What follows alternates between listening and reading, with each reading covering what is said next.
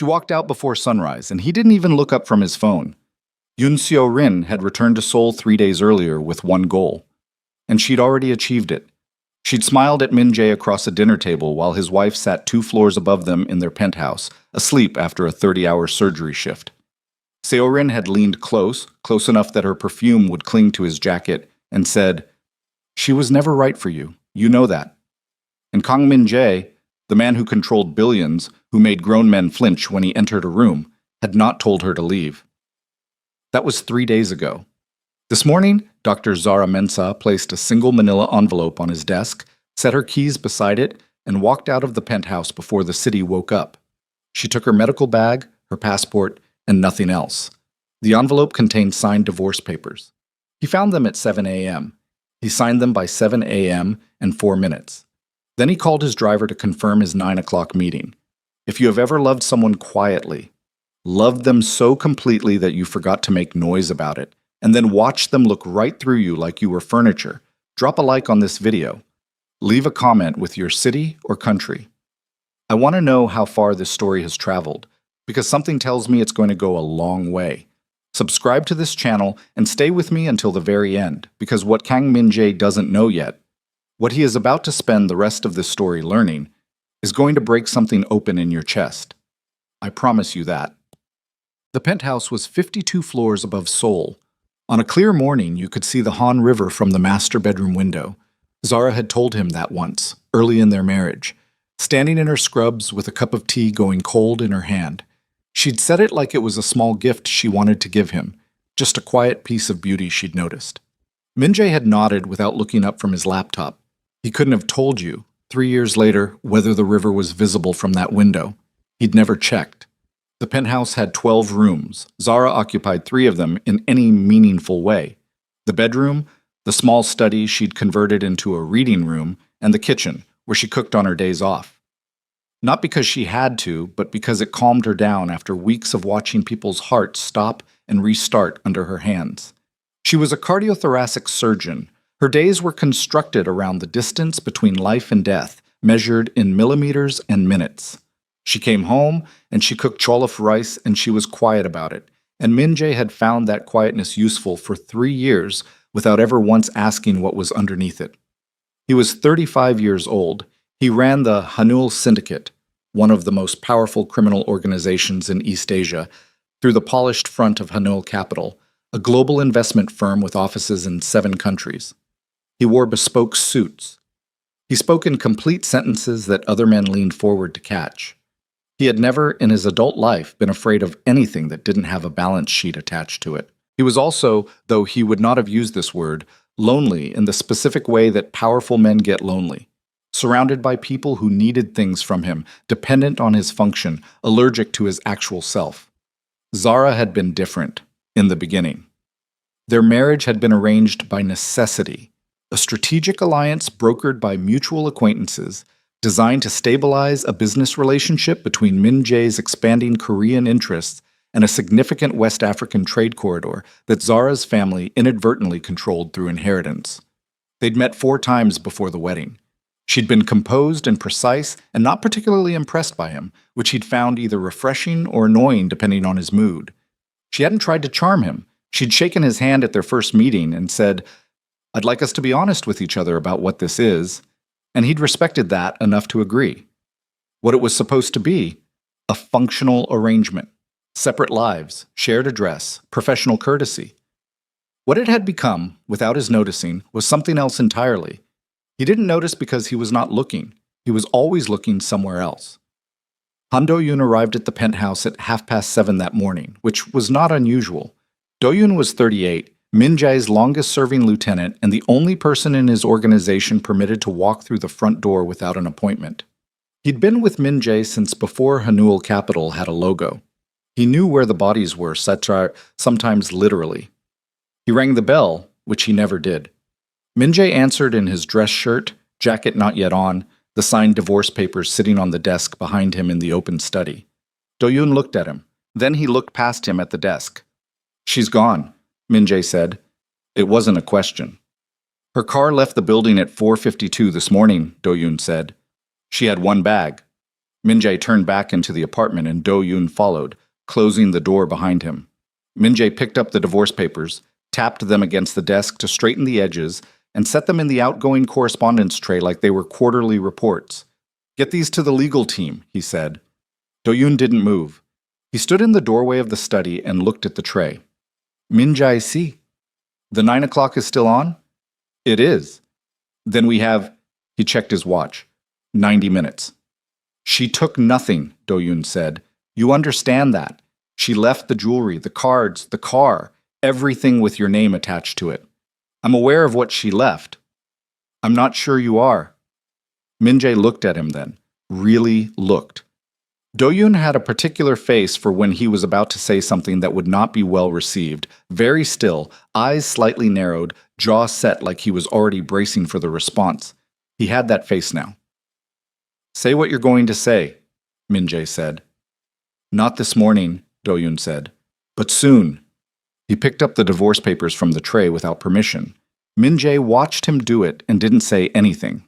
Do-yoon folded them and put them inside his jacket. Then he straightened up and his face went back to its professional arrangement. "Your jacket's on the chair," he said. "The car is downstairs." Min-jae put on his jacket. He rode down 52 floors in silence. He went to his 9 o'clock meeting and spoke clearly and made 3 decisions that would move approximately $40 million across 3 separate accounts. And he felt nothing strange about any of it until 3 hours later, when he reached for his left breast pocket out of habit and found it empty. Zara had always put a single antacid tablet in his left breast pocket on the morning she knew he had long meetings. She'd started doing it in the 2nd month of their marriage without explanation. He'd asked her once, maybe 6 months in, why she bothered. "Because you forget to eat when you're in performance mode," she'd said, not looking up from the journal she was reading. "And then your stomach hurts, and you're unpleasant to everyone for the rest of the afternoon." He'd wanted to say that he wasn't in performance mode. He was simply working, but the antacid had dissolved by then and his stomach had felt fine through a 4-hour negotiation, so he'd said nothing. The pocket was empty now. He noticed it at 12:14 p.m., in the middle of a sentence about leverage ratios, and he lost the thread of what he was saying and had to find it again. And the man across the table from him blinked in surprise because in 4 years of doing business with Kang Min-jae, he had never once seen the man lose a sentence. Seo-rin called at 2 p.m. Yoon Seo-rin was 33 years old, and she moved through rooms like she was aware of exactly how she was landing in them. She was beautiful in the way that required maintenance and intention. And she'd known Min-jae since they were 26, when they'd spent 11 months in something that could loosely be called a relationship before she'd ended it. Or he had, depending on which version you believed. She'd left Seoul. She'd come back. She'd left again. She had a talent for re-entering at moments of structural weakness, and she'd spent 3 years monitoring Min-jae's marriage from a distance, the way you watch a building you expect to eventually fall. She called, and he answered. "I heard," she said. "Word travels fast." "I have friends," she said. "How are you feeling?" "Fine." A pause. "You don't have to be fine with me, you know." "I'm aware." "I thought maybe dinner, somewhere quiet, no pressure." He should have said no.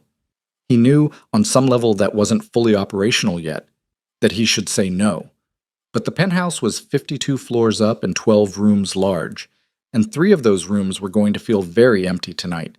And the antacid pocket was empty, and the signed papers were in Do-yoon's jacket, and he was, underneath the leverage ratios and the bespoke suit and the complete sentences, very tired. 7 o'clock, he said. "Send me the address." He didn't examine the decision. He rarely examined his decisions. He made them quickly and committed and corrected course if necessary. This was how you ran an organization like Haneul. This was also, though he wouldn't have said so, how he ran his marriage. Quickly, without examination, with correction only when something broke loudly enough to demand attention. Zara had never broken loudly. That had been the problem. At 4 p.m., Do-yoon appeared in his office doorway again. Min-jae was at his desk, actually working. Not performance mode, real work, the kind that required a red pen and a highlighter and 3 screens. And he looked up. "Tell me," he said. Do-yoon came in and sat down, which he rarely did uninvited. He placed a single folder on the desk, thin, legal-sized, unlabeled. "What is this?" Min-jae said. "Open it." Inside was a single document, a financial analysis, internal, dated 14 months ago. Min-jae scanned the top line and felt something cold move through him. The Zhong acquisition, a deal that had very nearly destroyed 2 years of Hanyul Capital's structural foundation when the counterparty had attempted to manipulate the terms at the 11th hour. Min-jae had been in Tokyo when it collapsed. He'd spent 4 days in crisis management, flying back, working through the night, burning through his senior team until they'd found the exit clause that saved them. He looked up. "She found it," Do-yoon said. 6 weeks before you even knew there was a problem, she'd been reviewing your incoming correspondence. Not to spy, she found one letter that came to the penthouse by mistake, opened it thinking it was medical mail, read it, understood what she was looking at. She brought me the analysis, told me where the exit clause was, and told me not to tell you. Why? She said, Do-yoon paused. He wasn't a man who paused often. She said she didn't want you to feel indebted to her. She just wanted the problem solved. Min-jae set the folder down. His hands were steady. His hands were always steady. He'd trained that into himself over 20 years, and it held even now when something in his chest was doing something unfamiliar and inconvenient. "That's one thing," he said. "There are others," Do-yoon said. He did not say it like a threat. He said it like a man who has been carrying weight for too long and has finally found someone to set it down in front of. "The cardiac episode." He said it flat, blunt as a stone. Min-jae went very still, 18 months ago, a Tuesday in November. He'd been in the penthouse alone. Zara had been at the hospital, a late surgery. He'd expected her back after midnight. He'd had chest pain that he'd assumed was stress and dealt with by sitting down with a glass of water and breathing through it. It had passed in 20 minutes. He'd told no one. He'd gone to sleep. "She came home early," Do-yoon said. "Finished faster than expected. Found you asleep. Ran her own assessment. She told me later that you'd had a silent cardiac event, the kind you don't feel fully, the kind that doesn't announce itself until it kills you. She monitored you through the night, adjusted your morning medications, had your schedule cleared the next day without telling you why." Min-jae said nothing. "You thought the light week was because I'd handled the Seoul conference rescheduling," Do-yoon said. "I let you think that. You knew. She told me because she needed someone to cover for her. She made me promise not to tell you." "Why?" he said again, and his voice was still even and steady, but it was the kind of even that lives right at the edge of something. "Same reason," Do-yoon said. "She didn't want you to feel obligated. She didn't want you to stay because you felt you owed her your life." The office was quiet. Outside, Seoul was doing what Seoul always did, moving, loud, relentless, indifferent to individual catastrophe. Min-jae stood up and walked to the window. He put one hand against the glass. The Han River was visible from here, too, just a dark ribbon in the fading afternoon light. He wondered, for no reason he could name, whether it was visible from the master bedroom. He thought about the woman who had found him after a cardiac event and spent the night watching him breathe and then cleared his schedule and never said a word. He thought about 3 years, 12 rooms, a kitchen where rice was cooked on days off because it helped with the particular weight of watching hearts stop and restart. He thought about the empty antacid pocket. "Do-yoon," he said without turning around. "Yes." "Is there more?" A pause. "Yes," Do-yoon said. Min-jae pressed his forehead very briefly against the glass, just for a second, just long enough to feel the cold of it, and then straightened up and turned around. "Tomorrow," he said. "All of it. Tomorrow morning." Do-yoon nodded and picked up the folder and walked out. At 7 o'clock, Min-jae sat across from Seo-rin at a quiet restaurant in Gangnam and watched her arrange her face into something warm and attentive, and he thought about a woman standing at a window talking about the river, and he thought about 11 months of something loosely called a relationship, 26, when he was still forming, and how Seo-rin had always felt like weather, spectacular and unreliable and fundamentally uninterested in the specific shape of him. Seo-rin reached across the table and put her hand over his. "You look tired," she said. "You don't have to hold it together with me." He looked at her hand on his. Something was wrong. Not with the restaurant, or the light, or the evening. With his own chest, with his own understanding of something he'd believed for years and was now suddenly not certain of, like a weight he'd been leaning against without knowing it had just been quietly removed. "I'm fine," he said. But the antacid pocket was empty. And Zara was somewhere in this city tonight, sleeping probably, because she had surgery in the morning, because she always had surgery, because she showed up and she worked and she was precise and extraordinary and quiet about it. And he had signed the divorce papers in 4 minutes. Seorin said something. He responded. The dinner continued. But somewhere, 52 floors up in an empty penthouse, 3 rooms held the absence of a woman who had saved his life, saved his empire, and walked out before sunrise without making a sound. And the man who had not noticed any of it sat in a restaurant in Gangnam, and for the first time in longer than he could remember, Kang Min-jae was not certain he had made the right decision. He was not certain at all. He didn't sleep. That wasn't unusual. Min-jae had run on fractured sleep for most of his adult life, had trained himself to function on 4 hours and black coffee and the specific adrenaline that comes from managing things most people don't know exist. But this was different. This wasn't the productive insomnia of a man solving problems. This was the other kind. The kind where you lie in the dark and the ceiling offers nothing and your own mind keeps pulling you back to the same 3 or 4 moments, turning them over, looking at the undersides. He was in the master bedroom. He hadn't meant to end up there. He'd intended to work, had sat down at his desk with the intention of finishing the quarterly projections, had lasted 40 minutes before he found himself standing in the bedroom doorway for no reason he could articulate. The room smelled faintly of her. Not perfume. Zara didn't wear much perfume. Something cleaner. The particular soap she used, maybe, or just the absence of everything else. Her side of the closet was open. She'd taken her clothes, the ones she'd brought into the marriage, not the things he'd had sent from the boutiques on Cheongdam-dong that she'd accepted graciously and worn occasionally, and clearly not chosen for herself. Those were still there, arranged by color, untouched. She'd left behind a wardrobe worth more than most people's annual salary and taken the worn cardigan she'd had since medical school. He closed the closet. He lay down on top of the covers still in his dress shirt and stared at the ceiling and thought about Do-yoon's face when he'd said there are others. At 3 a.m., he got up and went to the kitchen. Zara's handwriting was on the whiteboard on the refrigerator. A grocery list, half finished, 3 items in her precise block letters, ginger root, Greek yogurt, the oat crackers from the Korean mart on the corner, not the other brand. She'd specified the brand, in parentheses, because she'd known he wouldn't remember which one if she didn't. He stood in front of the refrigerator for longer than was reasonable. Then he went back to the desk and worked until sunrise and did not do a good job of it. Do-yoon arrived at 8. He came in and went directly to the kitchen and made coffee, which he'd never done before in this apartment, and brought 2 cups to the study and set one in front of Min-jae and sat down across from him without being invited. Min-jae looked at him over the rim of the cup. "You look terrible," Do-yoon said. "Start talking." Do-yoon set down his cup. He reached into his jacket and pulled out not 1 folder this time, but 3. He set them on the desk in a row, evenly spaced, like he'd thought about the order. "The Jong file you saw yesterday," he said.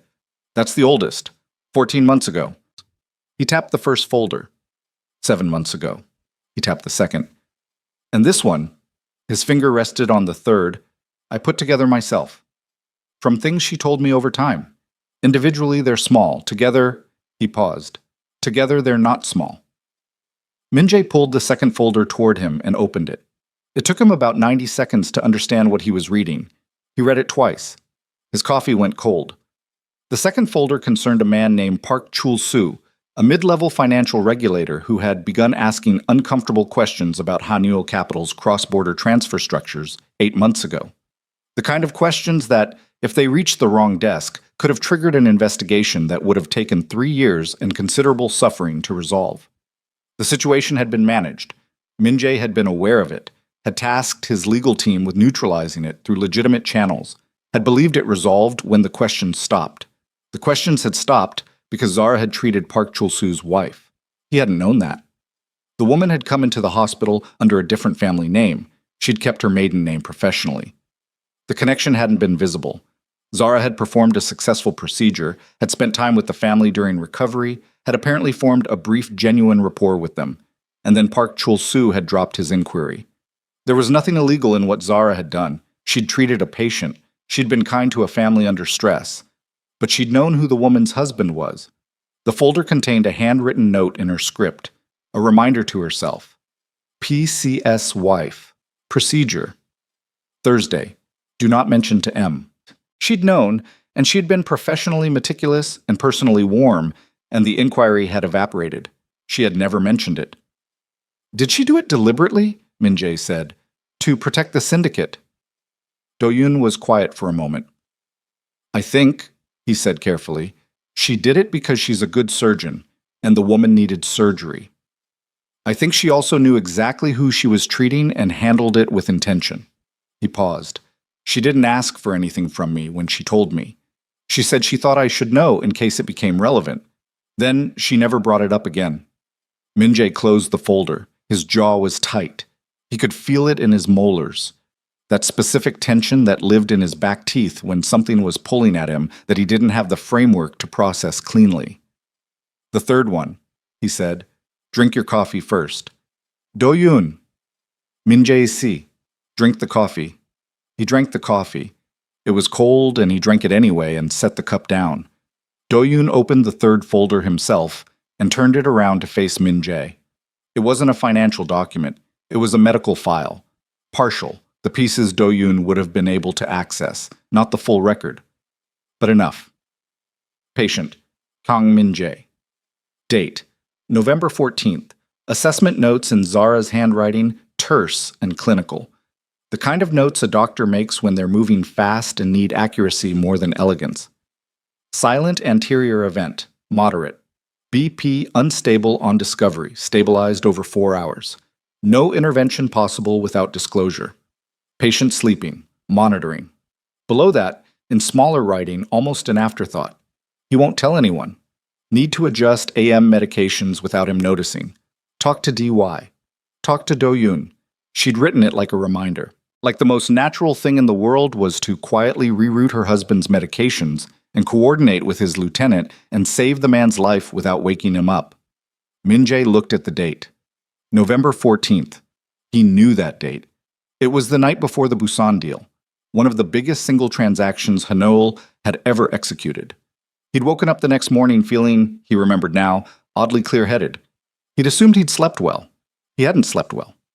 He'd had a cardiac event, and his wife had stayed awake next to him monitoring his blood pressure, and the next morning he'd gone to Busan and closed a 9-figure deal and come home, and she'd had dinner on the table, and he'd asked about her day with the specific half-attention of a man who expects the answer to be unremarkable.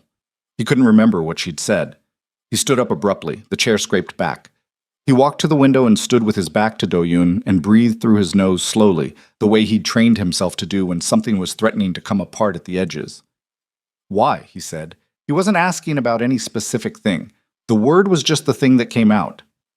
I've asked myself that, Do-yoon said behind him. I think... He stopped, started again. I think she loved you, and I think she'd already decided early on that you were not going to love her back in the way she needed, and she'd made peace with that, and so she just... Another stop. She just took care of you anyway, because that's who she is. Min-jae's forehead dropped forward, not to the glass this time. He caught himself, straightened. She should have told me. She should have, Do-yoon agreed. Yes. I would have... What? Do-yoon said, and his voice was not unkind, but it was direct. What would you have done, Min-jae? When's the last time you asked her how her day went and actually listened to the answer? The window offered nothing useful in response.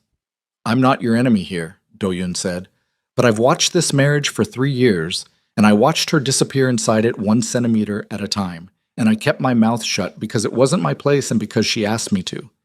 She doesn't have to ask me anymore. Min-jae turned around. Do-yoon met his eyes and didn't flinch. He was one of about 4 people on the planet who could do that, and right now Min-jae was glad for it, because he needed someone to not flinch. Where is she? Min-jae said. Seoul General. She had a surgery at 6 this morning. She's probably in her second one by now. I need to... No. Do-yoon said it quickly, flat. Not today, not like this. You don't get to walk into her hospital with your chest ripped open and make it about your feelings. Not when she's in the middle of a shift. That's not how this works. Min-jae looked at him, a long beat. You're telling me what to do. I'm telling you what not to do, Do-yoon said. There's a difference, and you know I'm right. He was right.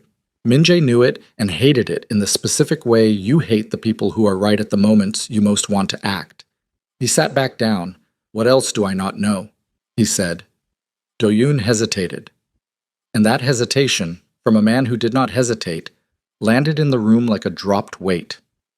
Tell me, Min-jae said. There's a patient, Do-yoon said slowly. Admitted to Seoul General 11 months ago. Emergency cardiac surgery, non-elective. The patient came in under the name Kim Sung-ho. That's not his real name. Min-jae waited. His real name is Kang Byung-soo, but... The room went very quiet. Kang Byung-soo was Min-jae's father's name. His father had died. That was the fact Min-jae had lived with since he was 7 years old. The specific fact that had shaped everything downstream of it, the absence that had calcified into something hard and load-bearing in the architecture of who he was. His father had died when he was 7. A car accident. He'd been told this by his mother, who did not lie, and confirmed by records, and he had never had reason to question it. He looked at Do-yoon, and his face had gone completely expressionless, which meant the opposite of what it would have meant on anyone else. Explain that, he said. Very quiet. I don't have the full picture, Do-yoon said. I found this 2 days ago, when I started going through everything. I'd never looked this deep before. What I have is the patient Kim Sung-ho was admitted with a critical cardiac condition. Zara performed the surgery. He survived. He paused. And I found a note in her personal calendar. Encrypted, she used her own shorthand. I had someone translate it. From 3 months after the surgery, it says KBS. Confirmed ID. Wait, not now. M, not ready. The silence lasted a long time. She knew, Min-jae said. She appears to have known. And she didn't tell me. She didn't tell you. Min-jae pressed both palms flat on the desk. He looked at his hands. They were steady. He hated that they were steady right now. He wanted them to shake. Wanted some external proof of what was happening inside him. But his hands had been trained too well, and they just lay there flat and calm and useless. Why? He said. The note says M not ready. That's my reading of it. Do-yoon's voice was careful. I think she was waiting for the right time. I think she watched your marriage collapse and decided she couldn't drop something that size into the middle of it, that it would look like she was using it, using him, to keep you. And she didn't want that. Min-jae stood up. He walked out of the study without a word, down the hall, into the kitchen. He stood at the sink and ran cold water and put both wrists under it and stood there for a long time. His father might be alive. His wife had known. His wife had saved his father's life. His wife had walked out before sunrise yesterday morning, and he had signed the papers in 4 minutes. He turned off the water and dried his hands and walked back to the study. Do-yoon hadn't moved. Yoon Seo-rin, Min-jae said. Something shifted in Do-yoon's face. Subtle. If you didn't know him, you'd miss it. What about her? He said. Why did she come back now? Min-jae said. Specifically now, 3 days before Zara filed the papers. Think about that timing. Do-yoon was quiet. She knew, Min-jae said. She knew Zara was close to leaving. How did she know that? I don't know yet. Find out today. I've already started, Do-yoon said. And the intelligence leak, Min-jae said. 4 years ago. The one that forced the arranged marriage in the first place. The security breach in the Seoul office. We never fully traced the source. Do-yoon's expression changed again. This time it was not subtle. What did you find? Min-jae said. I haven't confirmed it yet. I need 48 hours. Do-yoon. I don't want to tell you until I'm certain, Do-yoon said. His voice had gone careful in a different way now. The careful of a man who understands the weight of what he's carrying and is not going to fumble it. Because if I'm right, this changes everything. Not just about the marriage. About the last 4 years. Min-jae studied him. 48 hours, he said. 48 hours, Do-yoon confirmed. He picked up the 3 folders and stood. At the door he stopped without turning. She has a follow-up appointment this week, he said. Not at Seoul General, a private clinic in Mapo. I only know because I was cross-checking her schedule for a different reason. He paused. It's with a cardiac specialist. Min-jae said nothing. She's not sick, Do-yoon said, the way a man says something he's not completely sure of but needs to believe. It's probably routine. She's a heart surgeon. She monitors herself. It's standard. You don't know that. No, Do-yoon said. I don't know that. He left. Min-jae sat in the empty study for a long time. Outside, Seoul moved. It always moved. It was one of the things he'd always relied on, the city's indifference to individual collapse, the way it kept turning regardless. He'd found that comforting for years. He didn't find it comforting today. At noon, Seorin texted, "Last night was nice? Dinner again this week?" He looked at the message. He thought about last night, about her hand over his across the table, about the careful warmth of it, the performance of ease. He thought about timing. He thought about how she'd shown up 3 days before the papers. He didn't respond. At 3 p.m., his phone rang. Not Seorin, one of his outer circle, a man named Tae, who handled information brokerage in the lower tiers of the syndicate. Min-jae almost let it go to voicemail. He didn't. "There's a woman asking questions," Tae said without preamble, "about Dr. Mensah, specifically about her movements over the last year, her hospital schedule, her private appointments, whether she'd had any contact with a man named Kim Sung-ho." Min-jae went very still. "Who's asking?" he said. "That's the part you're not going to like," Tae said. "The inquiry came through a cutout, but the cutout connects back to an account that's been associated with Yoon Seo-rin's private operations for about 2 years. The line was quiet. "When did the inquiry start?" Min-jae said. 6 weeks ago, Tae said. 6 weeks ago. Zara had still been here 6 weeks ago. She'd still been sleeping in the master bedroom, still writing grocery lists on the whiteboard, still putting antacid tablets in his left breast pocket. And someone connected to Seo-rin had already been digging into her private appointments, looking for the man named Kim Sung-ho, looking for his father. "Thank you," Min-jae said. He ended the call. His hands were still steady. He looked at them. He thought about 7 years old in a car accident and a mother who did not lie. And he thought about a woman who had performed surgery on a man under a false name and kept the secret for 11 months because she was waiting for the right time and then run out of time entirely. He thought about Seo-rin's hand over his across the table. And he thought about the word cutout. And he thought about how a leak 4 years ago had forced an arranged marriage that should never have had to be arranged. And something cold and clean and very specific settled into the center of his chest like a blade finding its place between ribs. He picked up his phone and called Do-yoon. "Move your timeline up," he said when Do-yoon answered. "I don't need 48 hours. Tell me what you know right now." A pause. "You're sure?" Do-yoon said. "I'm sure." Another pause, longer, then, "Get in the car. There's someone you need to talk to in person, someone who's been waiting to talk to you for 11 months. A breath. "His name is Kang Byung-soo, and he's been living in Mapo, and he already knows who you are." Min-jae stood up. "He knows," he said. "He's known since the surgery," Do-yoon said. "She told him." She had to. He was conscious. He recognized her name when she introduced herself. He knew she was your wife. She made him promise to wait until she said it was time. Another pause. Quiet and heavy. "He's been waiting." Min-jae walked to the entryway and picked up his jacket.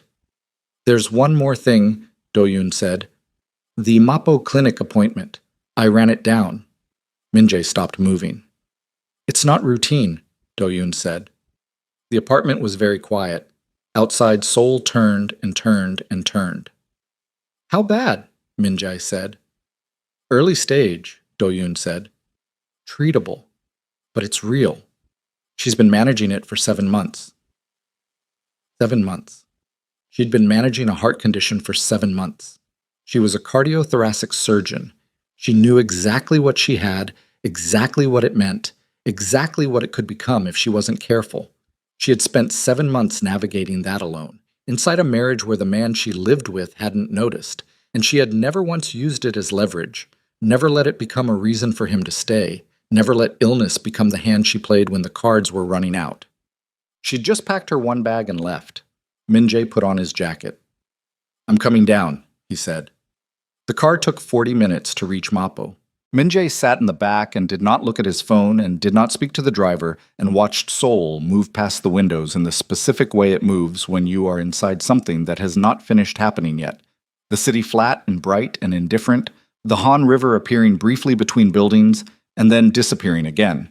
The ordinary afternoon continuing on all sides, while something in the center of his chest sat very still and waited. Do-yoon was in the passenger seat. He hadn't said anything since the building. That was correct. There was nothing to say that would be useful, and Do-yoon understood the economy of silence better than most men Min-jae had ever met. They pulled up to a building on a quiet street in Mapo. Residential, unremarkable, the kind of building that exists in every district of Seoul without distinguishing itself. 4th floor.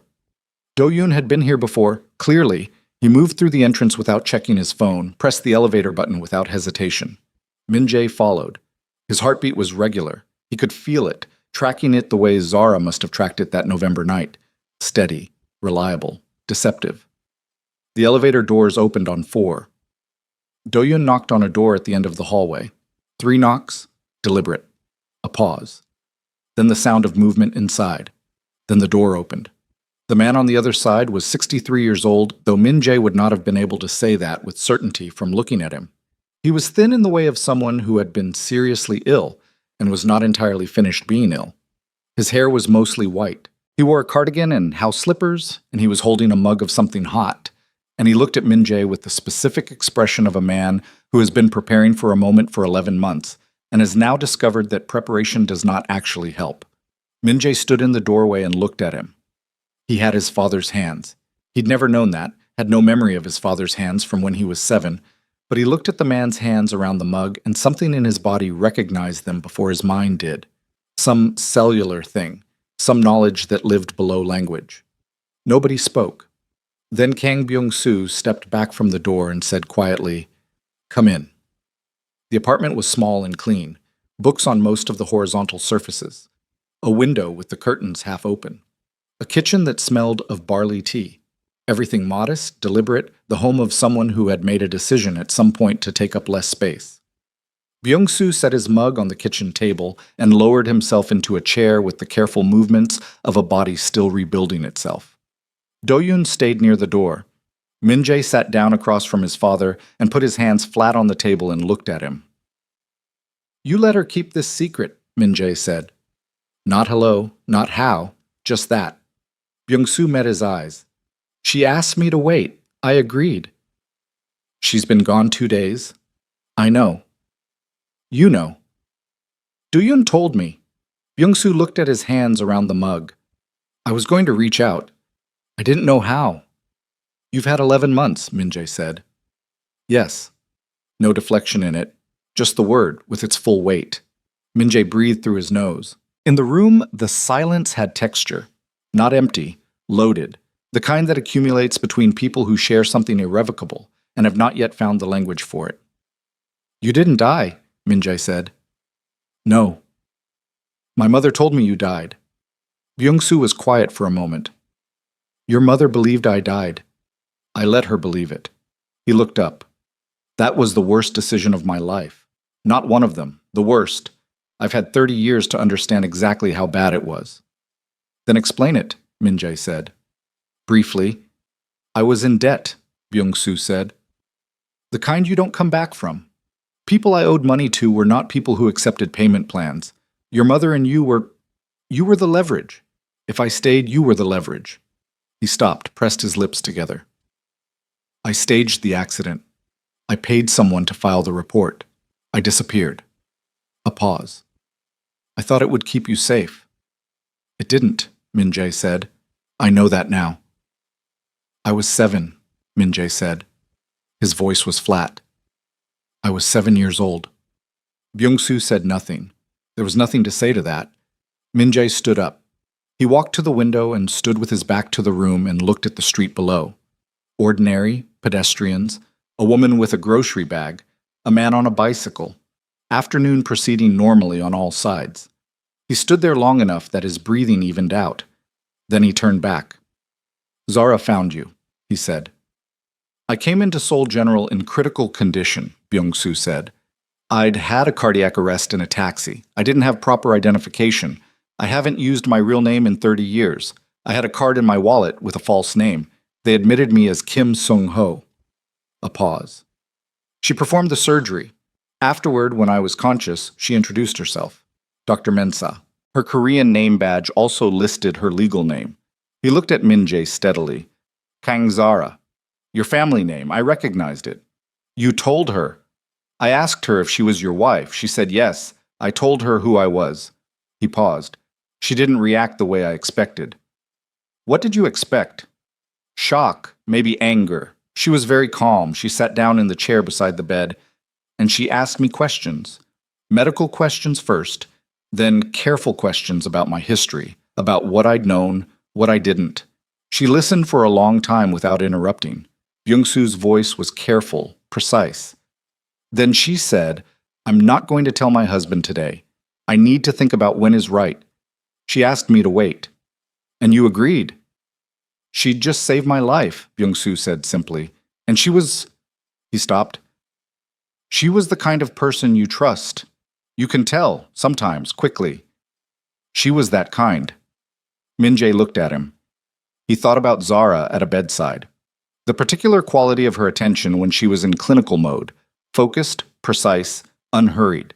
He'd seen it once, early in the marriage, when he'd cut his hand badly enough to need stitches, and she'd sat him down at the kitchen table and closed it up herself with the calm efficiency of someone for whom bleeding was purely a problem to be solved.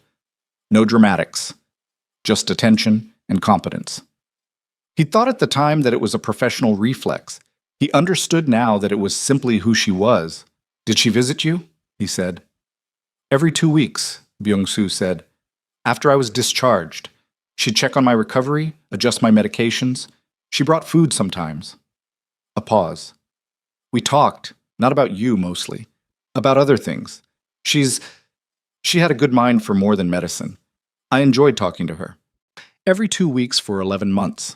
His wife had been visiting his father in Mapo every 2 weeks, monitoring his recovery, bringing food, talking about things that weren't about Min-jae. While Min-jae came home to dinners, he ate with half his attention on his phone and went to bed next to a woman who was managing a cardiac condition of her own and carrying a secret the size of a life, and had never once let the weight of it show in her face. I need to go, Min-jae said. Do-yoon moved slightly from the door. Min-jae, see? I need to think, Min-jae said. To his father, I'm not finished with this conversation. Byung-soo nodded. I'll be here. I know where you live, Min-jae said, and there was nothing threatening in it. Just fact, stated plainly, the way Min-jae stated most things. He walked out. The elevator took too long, and he stood in the hallway and waited for it, and did not think about anything specific because if he started with one thing, the rest would follow, and he needed to get to the car first. Do-yoon caught up to him in the lobby. They got into the car. The driver looked at Min-jae in the rearview mirror, and Min-jae said, Drive. Doesn't matter where. And the driver drove. They were on Mapo Daero heading east when Do-yoon's phone rang. He looked at the screen. His jaw tightened slightly. Min-jae caught it. What? Min-jae said. Do-yoon answered the call. He listened for 40 seconds without speaking. His face did the thing it did. Went still, very still. The way still water is still right before something heavy breaks its surface. He hung up. Tell me, Min-jae said. The intelligence leak, Do-yoon said. 4 years ago. The breach that exposed your trade structure and forced the board to recommend the arranged alliance with the Mensah family. He paused. We traced it. Min-jae waited.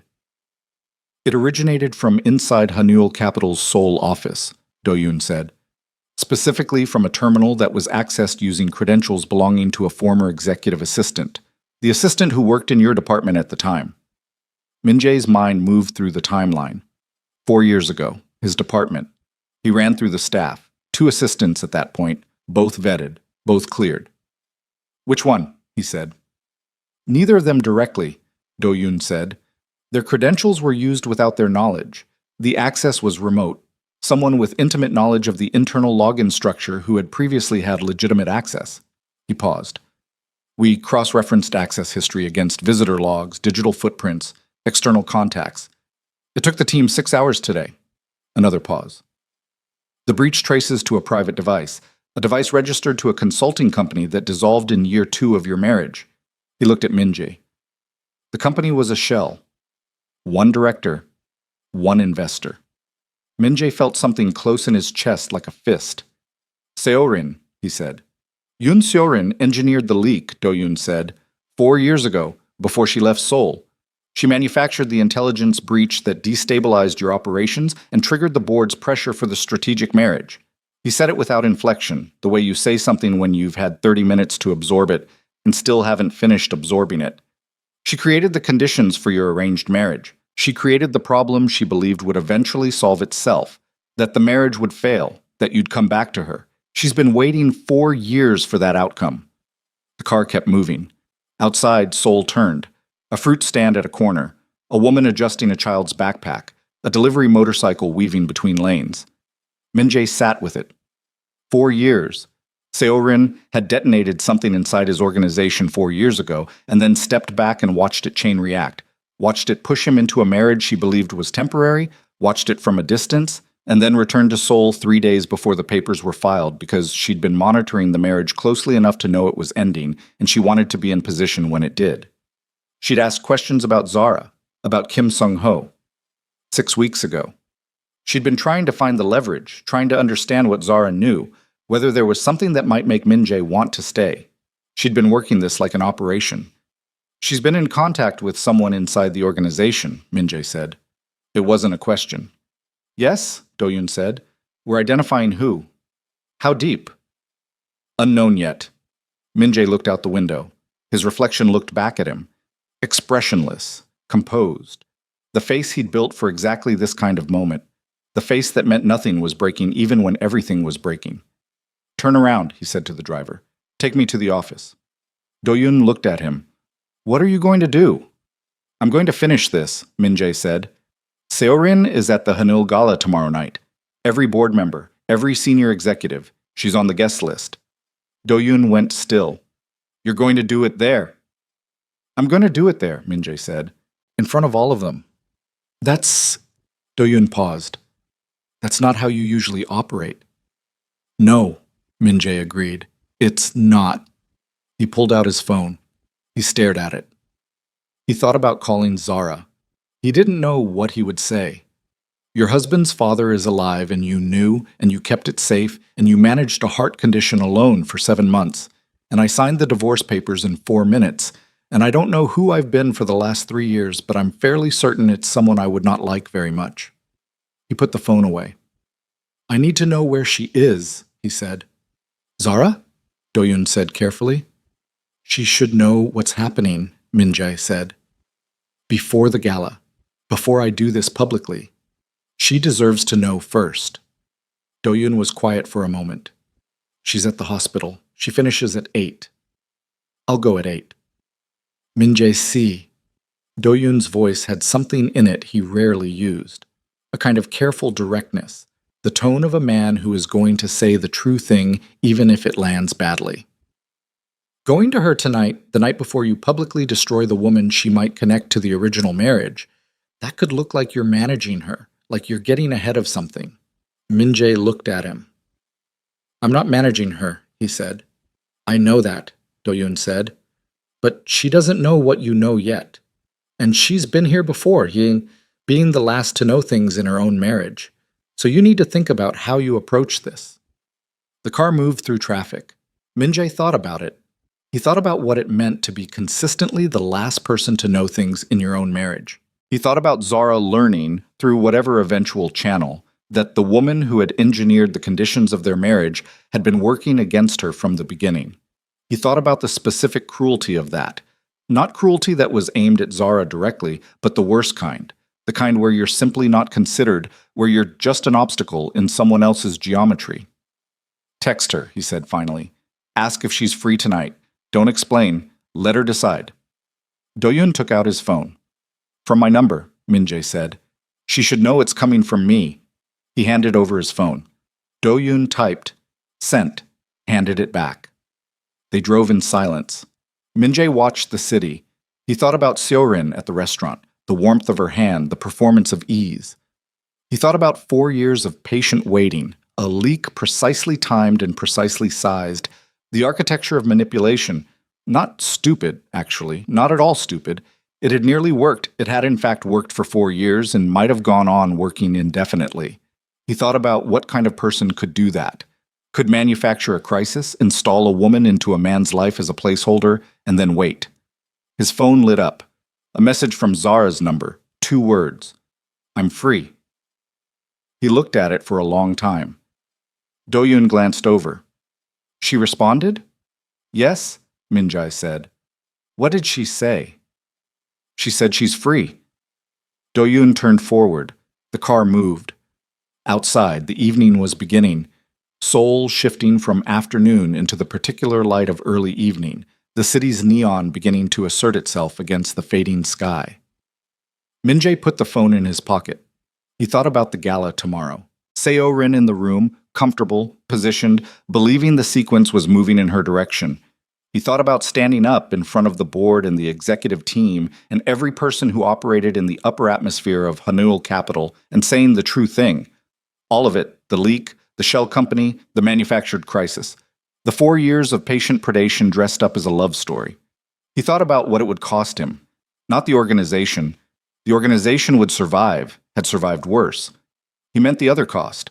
The cost of being, for the first time in longer than he could remember, the person in the room who is not the most powerful person in the room. Because he was asking for something he had no right to ask for, and had not earned and could not demand. He thought about what it would mean to walk into a hospital corridor at 8 o'clock tonight and stand in front of a woman who had saved his life, saved his father's life, saved his empire, and managed her own illness alone, and find the words for something that had no adequate words. He thought about the grocery list on the whiteboard, the oat crackers from the Korean mart on the corner, not the other brand. He pressed his back teeth together. At 7:45 p.m., the car pulled up outside Seoul General. Min-jae told the driver to park and wait. He got out. The evening air was cool. The hospital entrance lit up against the dark, people moving in and out. Ordinary evening traffic, a place that ran without stopping, that absorbed catastrophe and loss and unlikely survival with equal bureaucratic efficiency. He stood on the pavement and looked at the entrance for a moment. Do-yoon had stayed in the car. This part was not Do-yoon's. Min-jae went inside. The surgical floor was on the 6th level. He took the elevator. The doors opened onto a corridor that smelled of disinfectant and climate-controlled air, the specific antiseptic quiet of a hospital after the peak of the day, still active, never silent, but with its nighttime rhythms beginning. He saw her before she saw him. She was at the nurse's station at the end of the corridor, writing in a chart, still in her scrubs. Her hair was up. She was doing the thing she did when she was finishing a long shift. Her posture had a particular quality of managed exhaustion, upright, but only just, carrying the weight of the day with the practiced discipline of someone who had decided long ago that her body needed to function regardless of how it felt. She looked up, saw him. For a moment, she went completely still. Then she closed the chart and handed it to the nurse beside her and walked toward him down the corridor. Not fast, not slow. Her face was neutral in the specific way that means the opposite of neutral, the way that requires effort. She stopped 5 feet from him. Min-jae, she said. Zara, he said. They looked at each other. The corridor continued its business around them. A cart rolling past, voices somewhere behind a closed door, the distant sound of a monitor. I know there are things you don't want to say to me right now, he started. You don't know what I want, she said. Not sharp, just factual. The tone of a woman who has listened to people tell her what she wants for long enough to have lost patience with it. You're right, he said. I don't. He stopped. I found out about my father today. Something moved across her face, just briefly, a ripple of something that could have been relief or grief or both at once. How? She said. Do-yoon, he said. He'd been investigating, connecting things. She was quiet for a moment. Her hands were at her sides. He could see them, the surgeon's hands, precise and still, slightly chapped at the knuckles from surgical gloves. I was going to tell you, she said. I need you to know that. I know, he said. I wasn't keeping it from you to... I know why you kept it, he said. Do-yoon explained your note, not ready. I understood. She looked at him steadily. Her eyes were very dark in the corridor light, and they were not giving him anything he hadn't put there himself. Why are you here tonight? She said. He thought about the 40-minute drive in his father's hands and the grocery list whiteboard and November 14th and the antacid pocket and Siorin's hand across the restaurant table and the intelligence leak and the shell company and 4 years of patient predation.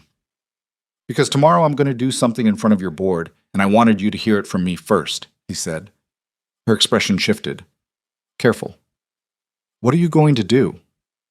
I'm going to expose Yoon Seo-rin, he said. In front of every senior member of Hanul. The intelligence breach 4 years ago. She engineered it.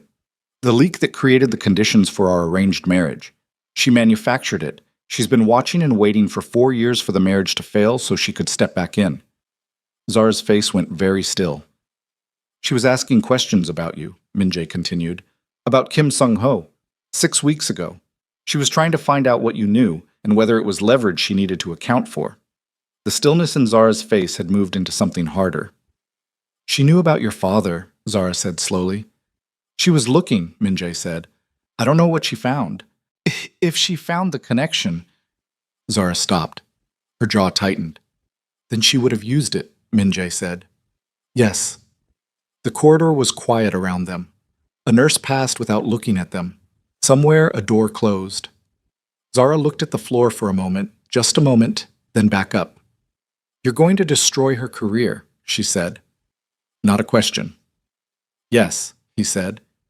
And what does that fix, she said. The question landed flat and clean and exactly where it needed to land. Nothing, he said. It fixes nothing between you and me. I know that. I'm not doing it to fix things. He paused. I'm doing it because it's the truth, and she has been in my organization for the last 3 weeks, and she will do this again to someone if I don't. Zara looked at him for a long time. He held still and let her look. He had spent 3 years not letting people look at him closely. He stood in the corridor and held still. Your father is well, she said. Not a subject change. Something she needed to say. A piece of truth she was handing him deliberately. I know, he said. I saw him. He's been... She stopped. He's been lonely, she said. Doesn't say it, but you can see it. He talks about you sometimes. Not in ways that are... Doesn't make excuses. He just talks about you. Min-jae breathed. I'm going to see him again, he said. After tomorrow. She nodded. He reached into his jacket pocket. He'd brought nothing. No document, no letter, no formal thing. Just himself, which was both less and more than she was owed. I'm not here to ask for anything, he said. I wanted to tell you about tomorrow before it happened, and I wanted to... He stopped, found it. I wanted you to hear me say that I understand now what you did. Not partially. I understand it completely. And I understand what I didn't do, what I was. And I'm not going to put any of that on you tonight or ask you to carry it. The corridor was quiet. Zara looked at him. Min-jae, she said. Her voice was level, careful, the voice of a woman who had learned to be very precise with words because imprecise words in her profession cost lives. I spent 3 years being invisible to you. That's not cruelty. I'm not calling it that. You weren't trying to hurt me. You just... She stopped. I was furniture, very useful furniture, and I made myself comfortable in that role for longer than I should have because I told myself it was enough. He didn't say anything. It wasn't enough, she said, and I stopped being able to pretend it was. I know, he said, so please understand that... Her voice caught. Just once, just briefly, and then it didn't catch anymore. Please understand that this, tonight, you being here, you knowing, it matters to me that you know. It does. She looked at him steadily. But knowing doesn't change what 3 years felt like. The words settled. He nodded. Once. He didn't try to counter them. I'll go, he said. She didn't stop him. He turned and walked back down the corridor toward the elevator. His back was straight. His pace was even. He reached the elevator and pressed the button and waited for it and did not look back. The doors opened. He stepped inside. The last thing he saw before the doors closed was Zara at the nurse's station, picking up the chart again, her head bent, back at work. The hospital continuing its necessary business all around her the way Seoul continued all around everything. Relentless, indifferent, requiring nothing to stop just because something inside had broken. He rode down 6 floors. In the lobby, he took out his phone and called Do-yoon. It's done, he said. Tomorrow morning. I want the full documentation ready. Everything. The shell company, the access logs, the financial trail, the timeline. Every board member gets a copy before the gala. I want them to have read it before she walks in. Understood, Do-yoon said. And Do-yoon, Min-jae said. Yes. Find out if she knows about the clinic in Mapo, he said. If Seo-rin found the connection to Kim Sung-ho, I need to know exactly how much she knows and who she told. A pause. I'll have it by morning, Do-yoon said. Min-jae walked out of the hospital. The night air hit him. He stood on the pavement and breathed it.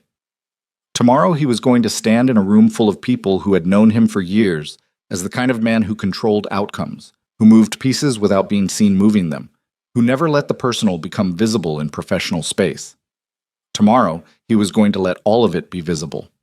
He was going to name the truth in front of witnesses and let it land where it landed, and he was going to do it not because it would win him anything, not because it would bring her back, but because it was the only true thing left, and he had spent long enough living inside arrangements and calculations and surfaces, and he was done. The car was at the curb. He got in. The office, he said. The driver pulled out. Seoul moved around him, indifferent and bright, the city turning through its night, and somewhere on the 6th floor of this building, a woman with a cardiac condition she was managing alone was picking up a chart and going back to work.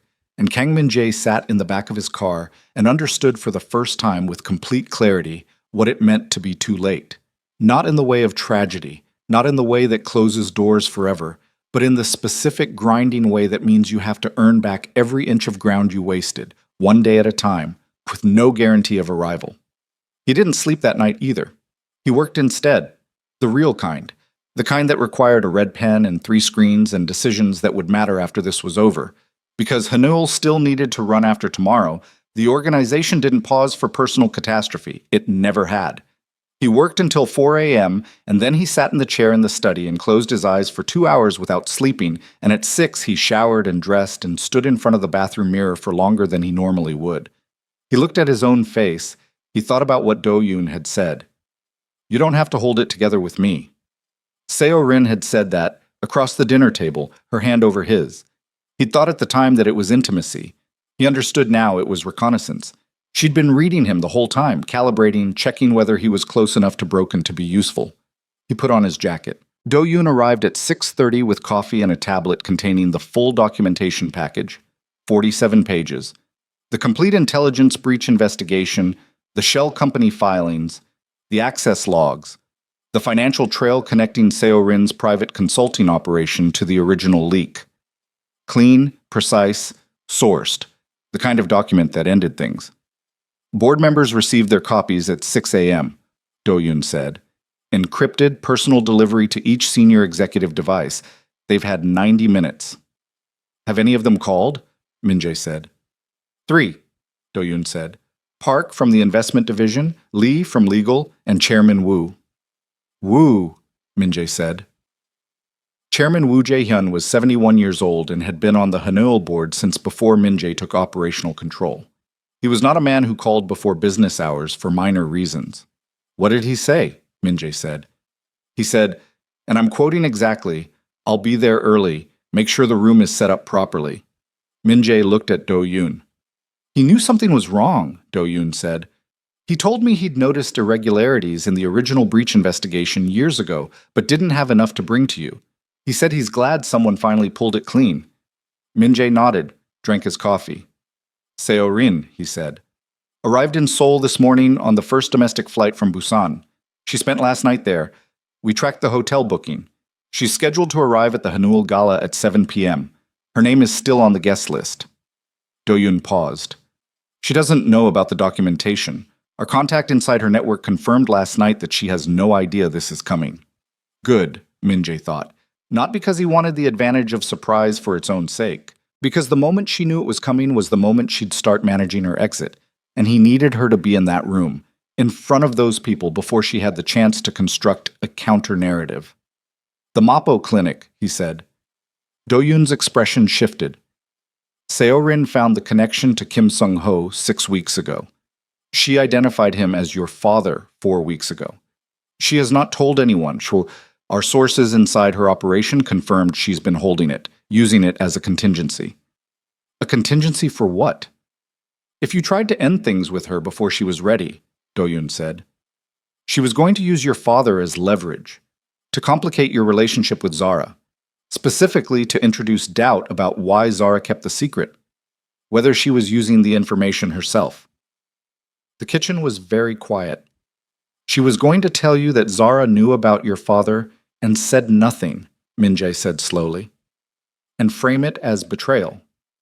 Yes, Do-yoon said. He thought about that. He thought about the specific elegance of it. Not crude leverage, not a direct threat, just a carefully placed piece of information designed to corrupt something, to make him look at Zara's silence and see manipulation instead of protection. It would have worked, he realized. 6 days ago, it would have worked. Does Zara know Seo-rin found the connection? He said. Not yet. She needs to know before tonight, Min-jae said. She shouldn't walk into whatever comes after the gala without knowing what Seo-rin was holding. I'll reach out to her this morning, Do-yoon said. No, Min-jae said. I'll do it. He picked up his phone, opened a message to Zara's number. He typed carefully, not fast, actually thinking about each word, which was not how he normally operated but felt necessary. There's something you need to know before tonight. Seo-rin found the connection to Kim Sung-ho. She was holding it as a contingency. I want you to have the full picture, not asking for anything, just want you to know. He sent it and put the phone face down on the desk. Now, he said to Do-yoon, walk me through the room. The Haneul Capital Gala was held in the main conference hall on the 38th floor. Not a ballroom, not a party venue, but the organization's own space, large and formal and deliberately impressive, with floor-to-ceiling windows looking out over the city. It was used 3 times a year for major stakeholder events. Tonight was the annual Executive Review Gala. Every board member, every department head, senior partners from the 3 largest external affiliates. Approximately 90 people, all of whom knew exactly who Yoon Seo-rin was, and had watched her move through the edges of Min-jae's professional world for years. Do-yoon walked him through the seating, the schedule, the sequence of events.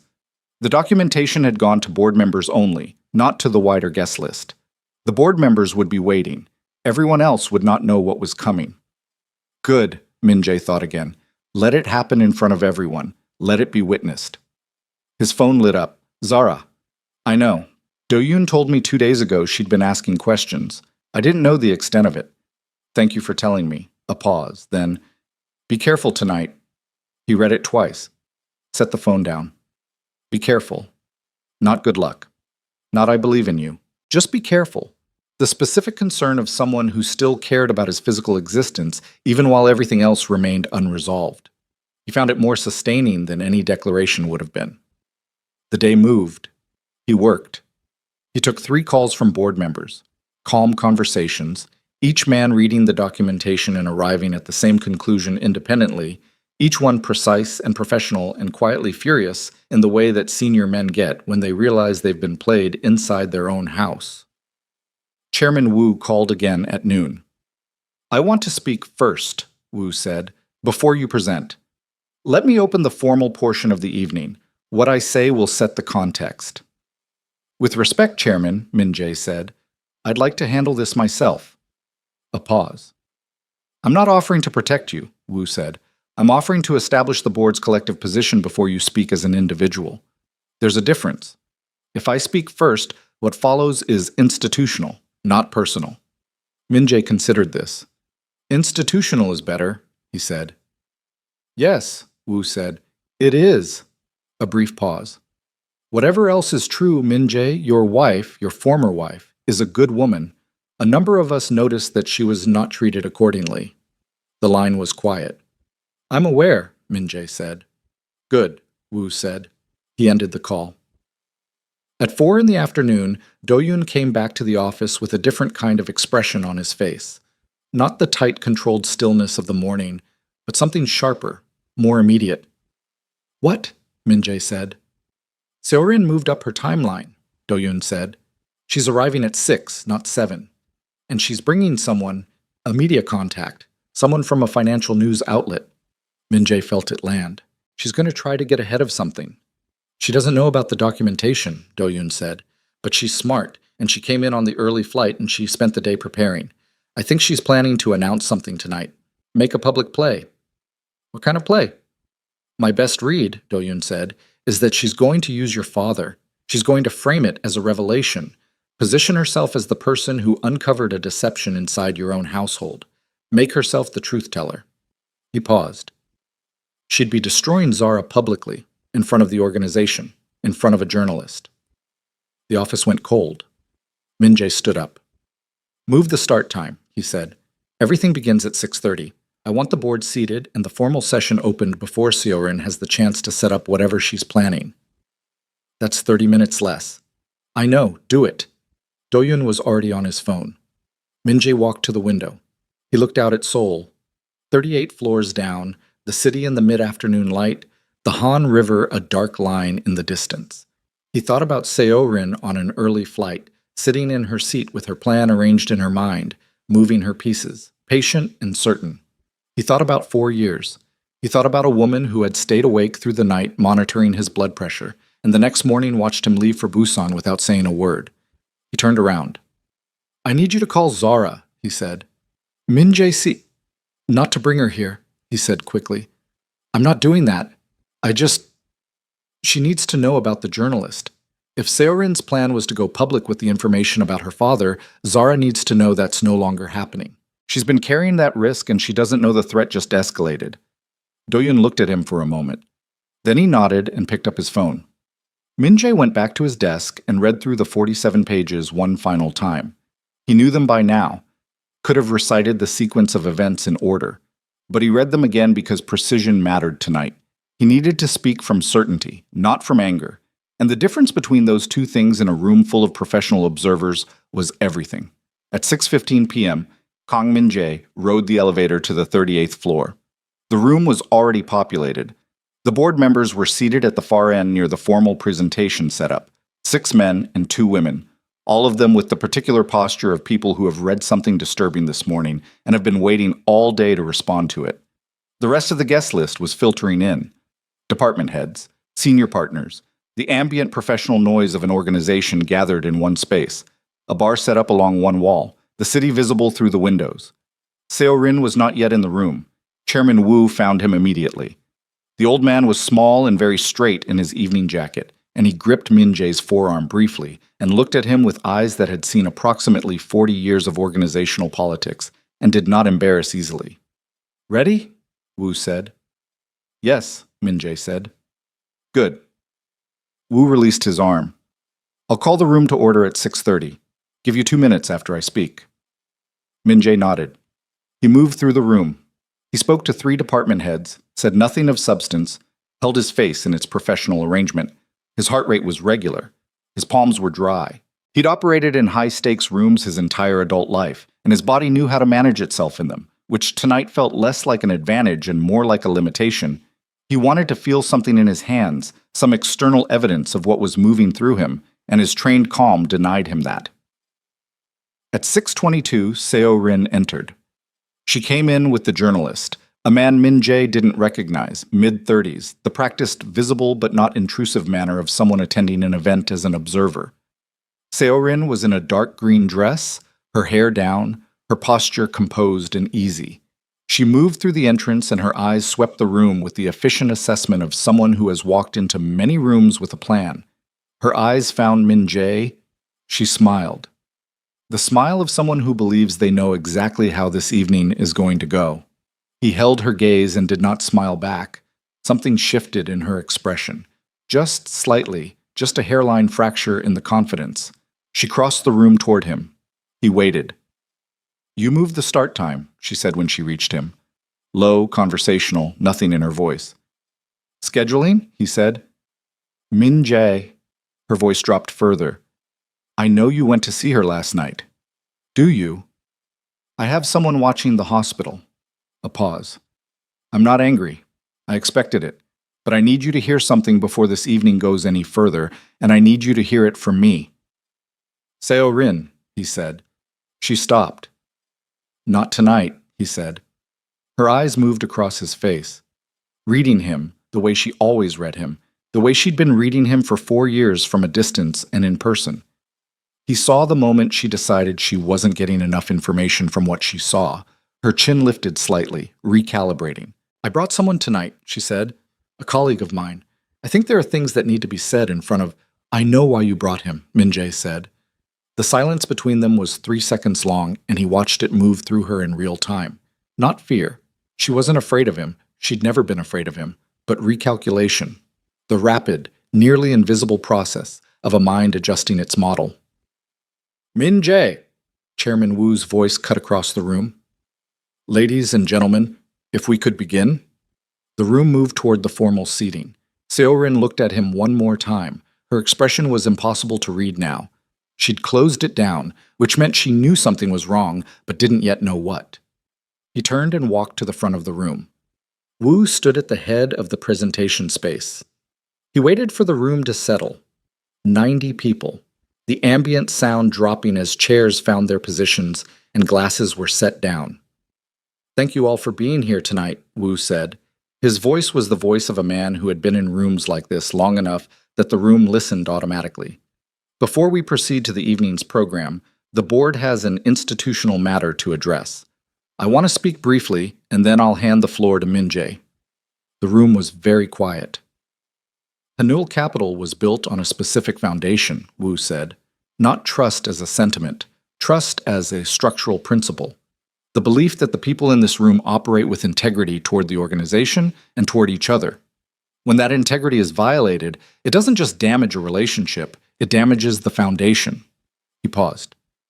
"The board has reviewed documentation this morning that establishes a serious breach of that foundation. I'm going to ask Min-jae to present the specifics.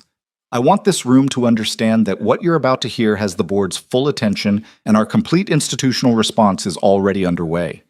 He stepped back. Min-jae moved forward. He didn't have notes. He'd read the 47 pages enough times that he didn't need them. He stood in front of the room, and he looked at it. 90 faces, the board members at the front, the department heads behind them, the senior partners further back, and to his left, Seo-rin in her dark green dress with her journalist beside her. He looked at her directly. He held it for one breath. Then he addressed the room. "4 years ago," he said, "someone inside this organization's trust circle deliberately engineered an intelligence breach. The breach was targeted at our cross-border transfer structure and was designed to look like an external attack. It succeeded in destabilizing our operational standing and created the conditions for a significant reorganization of our strategic alliances." He paused. "The reorganization included a series of personal decisions I made on the basis of what I believed was a genuine external threat. I made those decisions. I don't transfer responsibility for them, but I made them inside a manufactured reality." The room was absolutely quiet. "The breach originated from a private device connected to a shell consulting company that was dissolved in year 2. The company had one director and one investor. The access was enabled through intimate knowledge of our internal login infrastructure, knowledge that could only have come from someone with prior legitimate access to this organization." He stopped. "The documentation establishing this has been distributed to all board members this morning.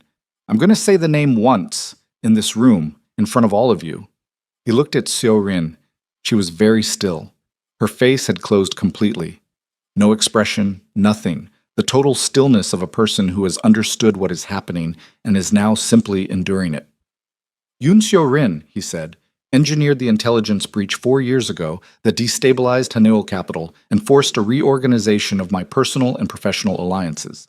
She did it deliberately, with long-term intent, and she has maintained proximity to this organization since returning to Seoul 3 weeks ago while holding a second piece of information she intended to use as contingency leverage." A sound moved through the room. Not loud, the kind of sound 90 professionals make when something they're hearing is going to require a great deal of disciplined management to process. Seo-rin moved.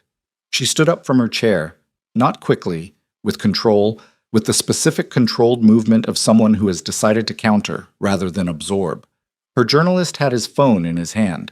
She looked at the room, and her voice was steady. "I think everyone should hear the other side of—" "Seo-rin," Min-jae said. Her voice stopped. "The journalist you brought tonight," he said, "is Yoo Byung-chul, who works for a financial media outlet that received an undisclosed payment 18 months ago from a company linked to your private accounts. That payment was for coverage favorable to an associate of yours. I have the documentation. He paused. Whatever you plan to say tonight, in front of him, is on record. I want you to understand that before you say it. The journalist put his phone away. Siorin's composure didn't break. He'd known it wouldn't. She was too good at this, had been doing it too long. But something left her face.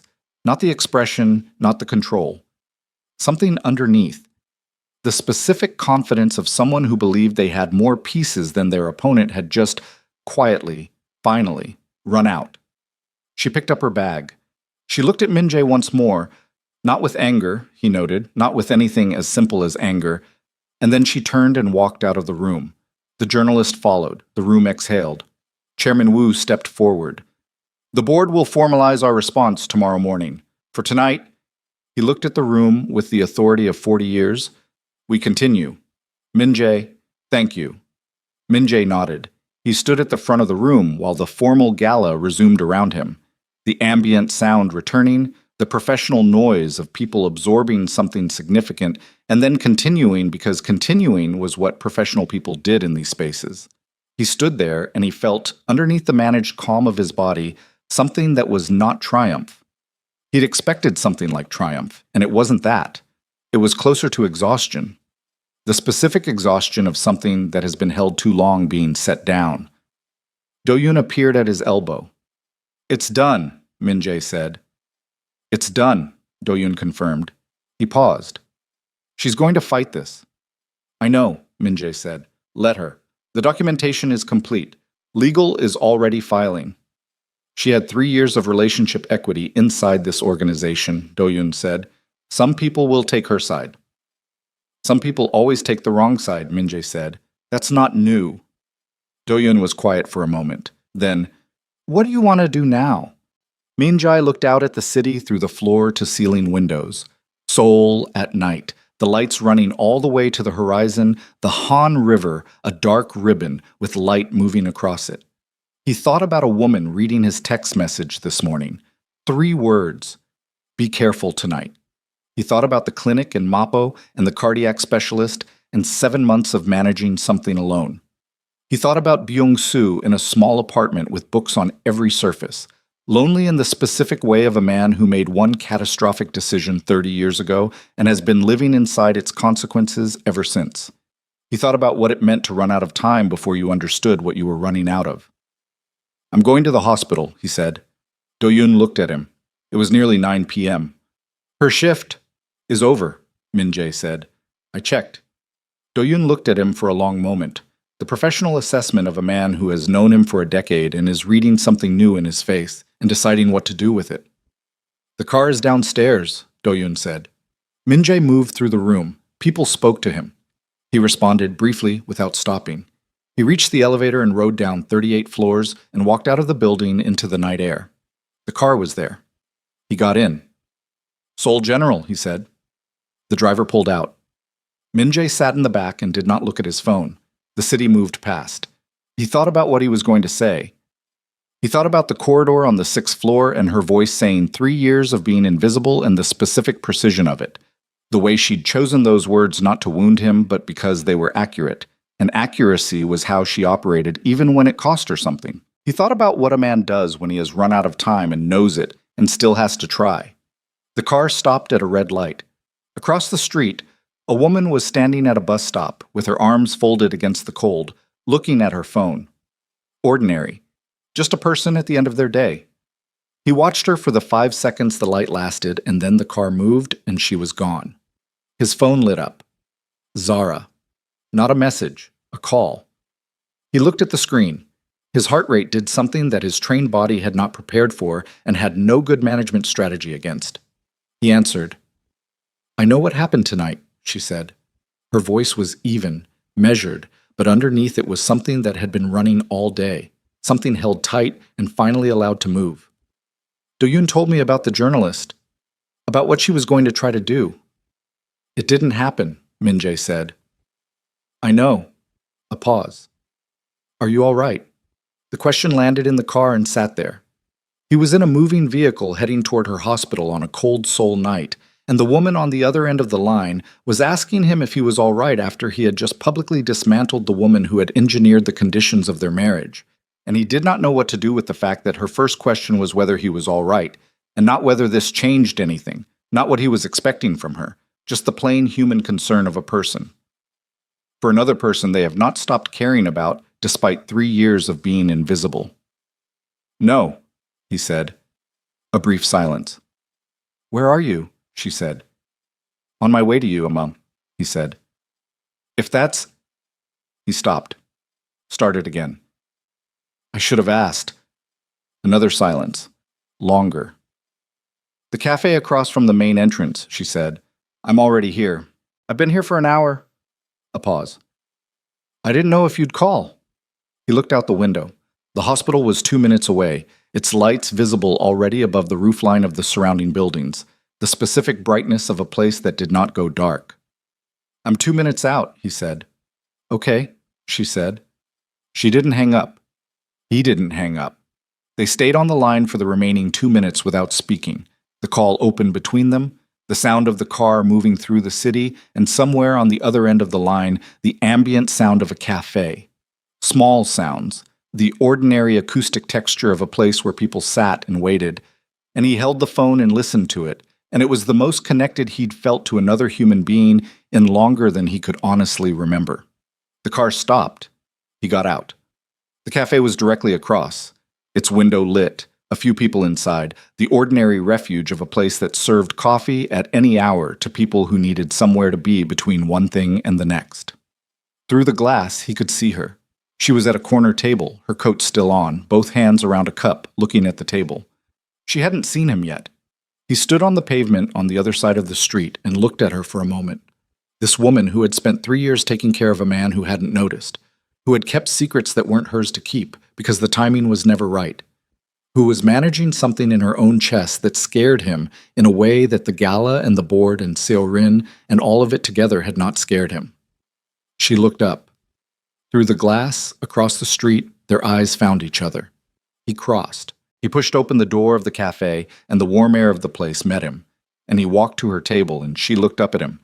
And he looked down at her, and neither of them said anything for a moment that lasted longer than it should have.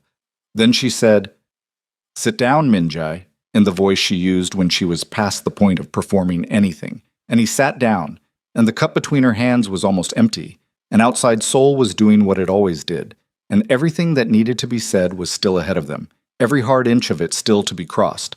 But he was sitting across from her in a cafe at 9 o'clock at night, and she had called him and asked if he was all right, and that was not nothing.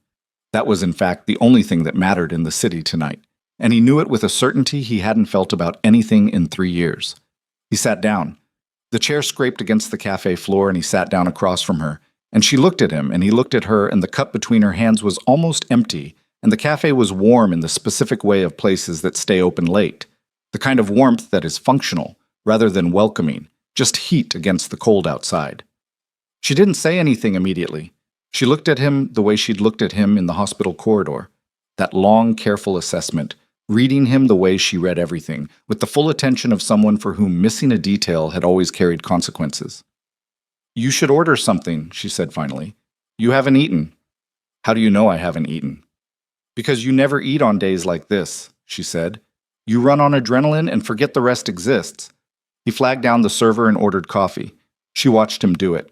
When the server left, she put both hands around her cup again and looked at the table for a moment. "Tell me what happened tonight," she said. "Not the summary. The room. What it felt like." He looked at her. "Why?" he said. "Because I want to know," she said. "Not for any other reason. I've spent 3 years not knowing what things actually felt like for you. I'm asking now." He thought about the room, the 90 faces, Chairman Wu's grip on his forearm, Seorin's expression when she understood what was happening. Not fear, not anger, that specific stillness of someone watching their architecture collapse. "Empty," he said.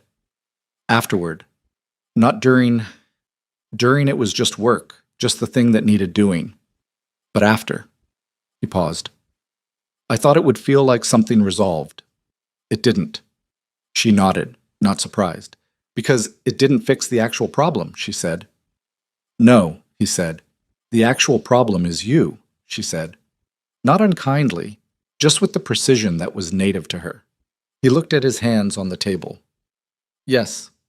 The coffee arrived. He wrapped both hands around it and felt the heat and didn't drink it yet.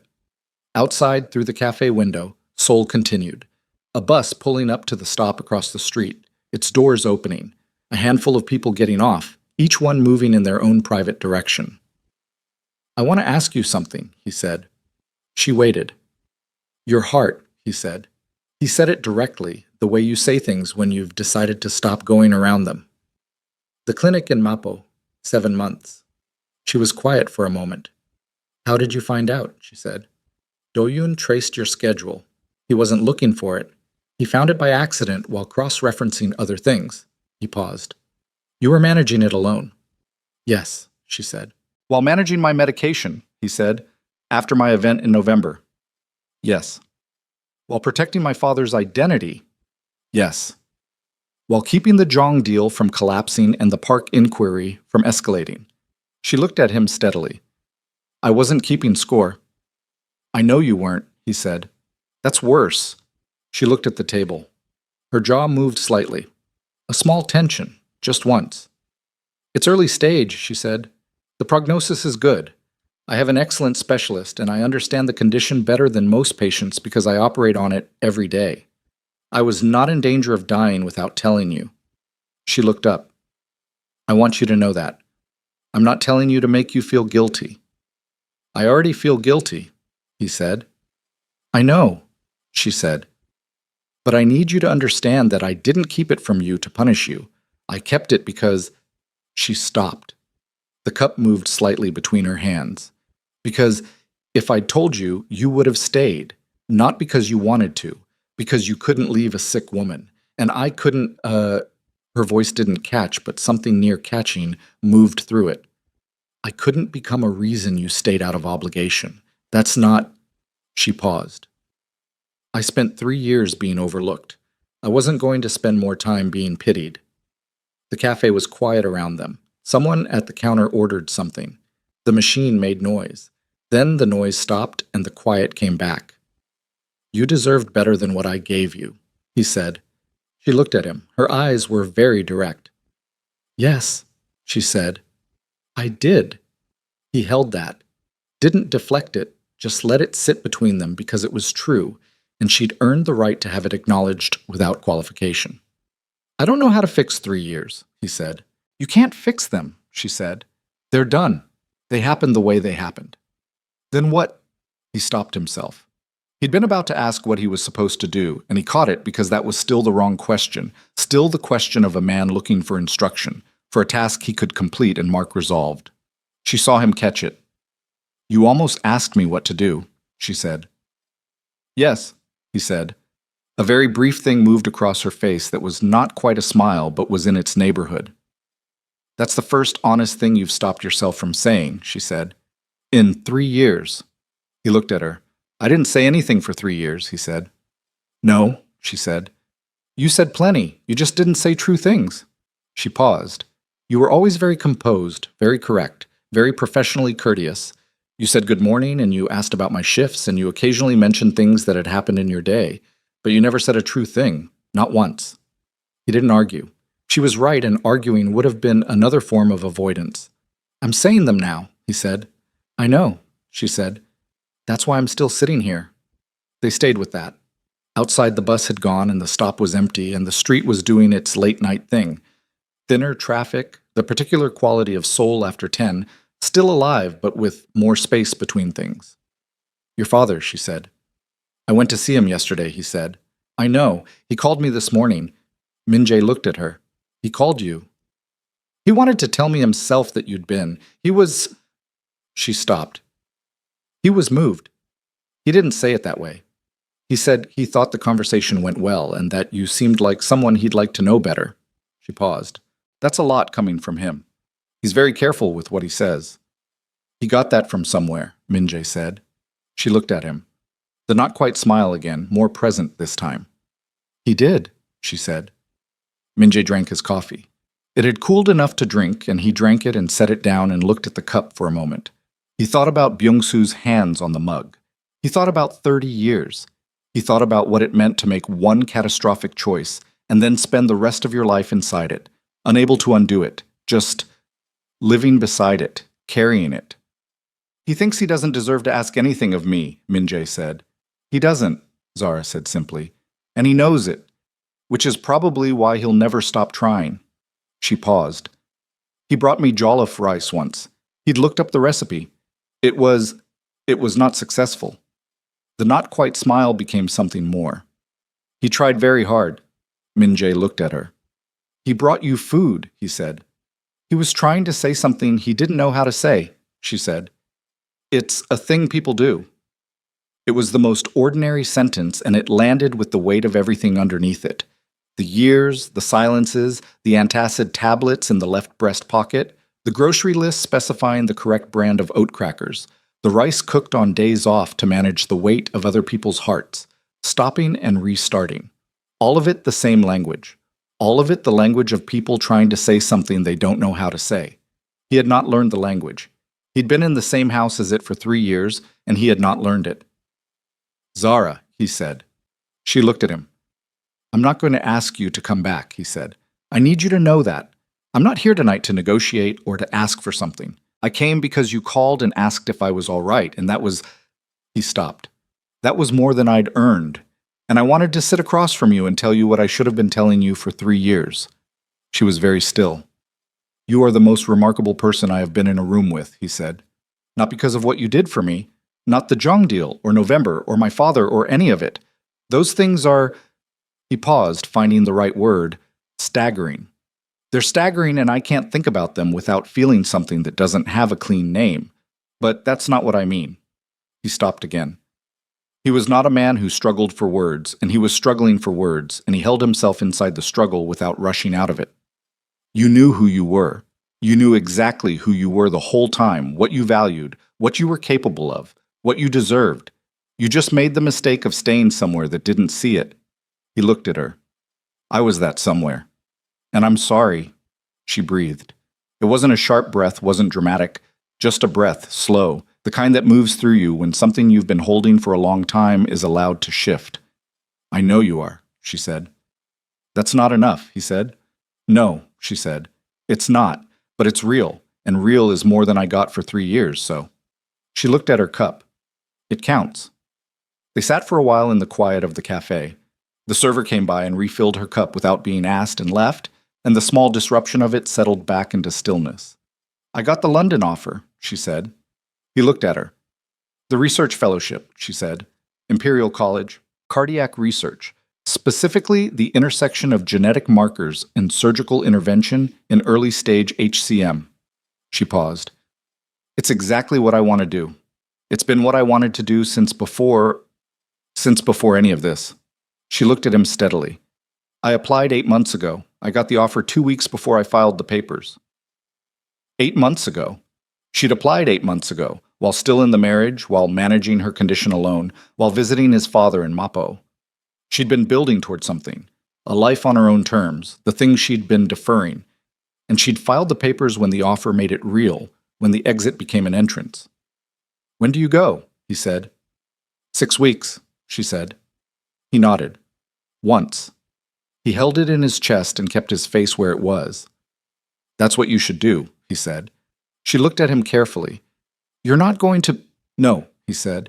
I'm not going to argue against it. It's what you've worked toward. It's yours. He paused. I just want you to know I know it, that I see what it is. She looked at him for a long moment. Something moved in her face. Complex, layered, the expression of a woman processing something that is both what she wanted to hear and also, underneath, the specific ache of hearing it too late. Do you know what the hardest part was? She said. Tell me. Not the being overlooked, she said. I could manage that. I'm a black woman who became a cardiothoracic surgeon. I know how to function in rooms that weren't built for me. She paused.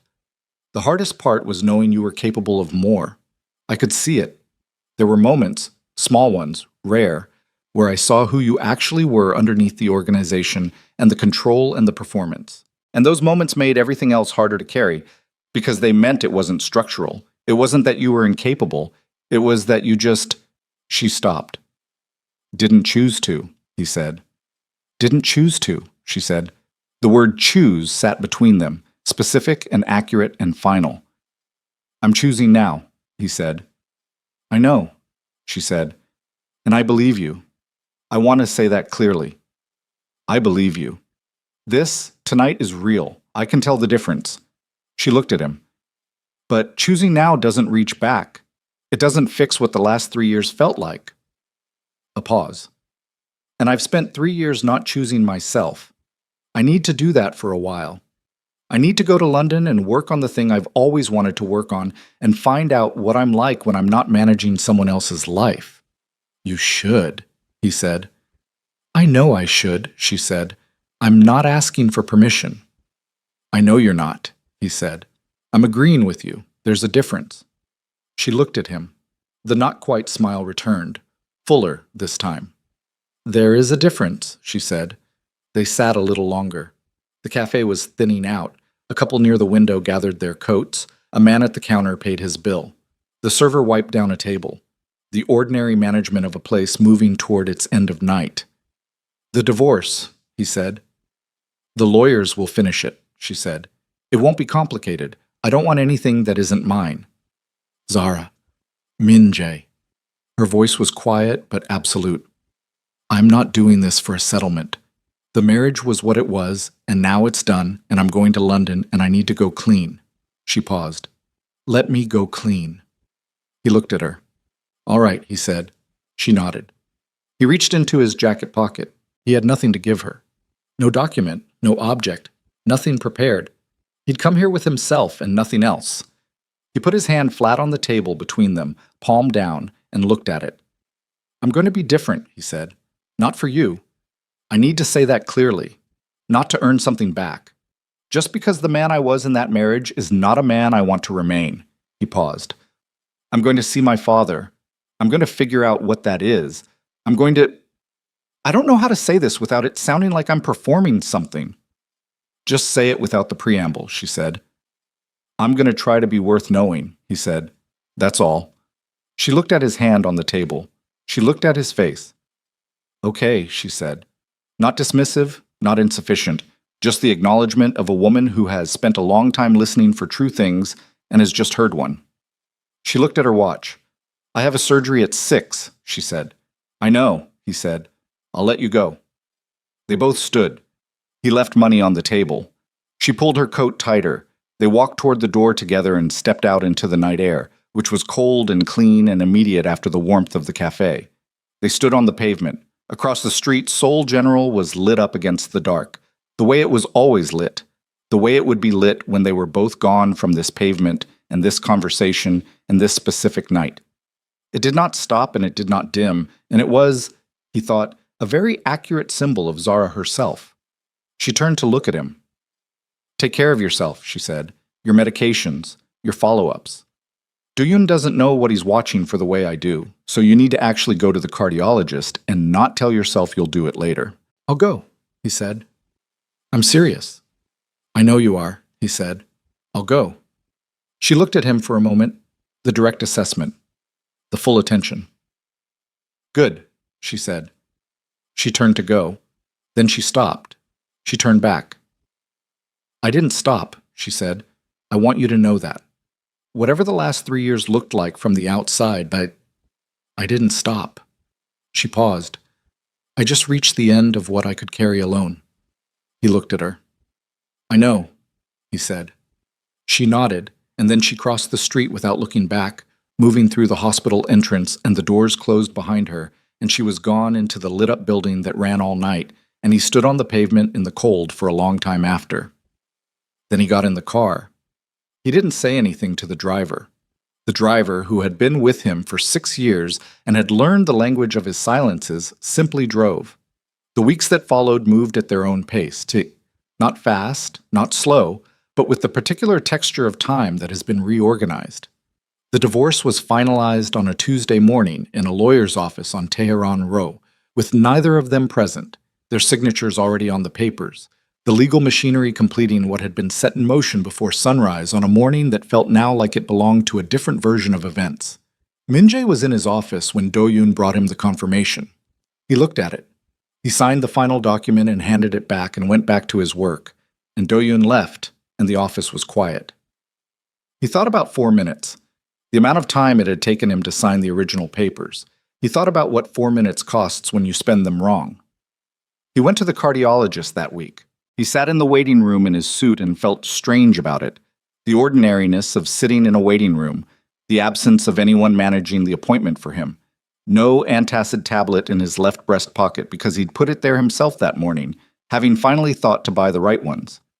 He sat and waited, and when the doctor called him in, he answered all the questions honestly, which was harder than he'd expected and took longer, and he came out knowing things about his own body that he should have known 18 months ago. He texted Do-yoon, "Results fine. Follow up in 3 months." Do-yoon responded with nothing, which was his version of relief. He went back to Mappo. Byung-soo opened the door in the same cardigan and the same house slippers, and looked at him with the same expression of a man who has been preparing for something and found that preparation still doesn't help. This time Min-jae came in and sat down without being asked, and they drank barley tea and talked. Not about the past at first, not about the decision that had shaped the last 30 years, just about ordinary things. The books on the shelves, the neighborhood. What Byung-soo did with his days, which turned out to be considerable. He translated academic texts part-time, had been doing it for years, had a quiet, productive life built from the materials available to someone living carefully under a different name. "You were never idle," Min-jae said.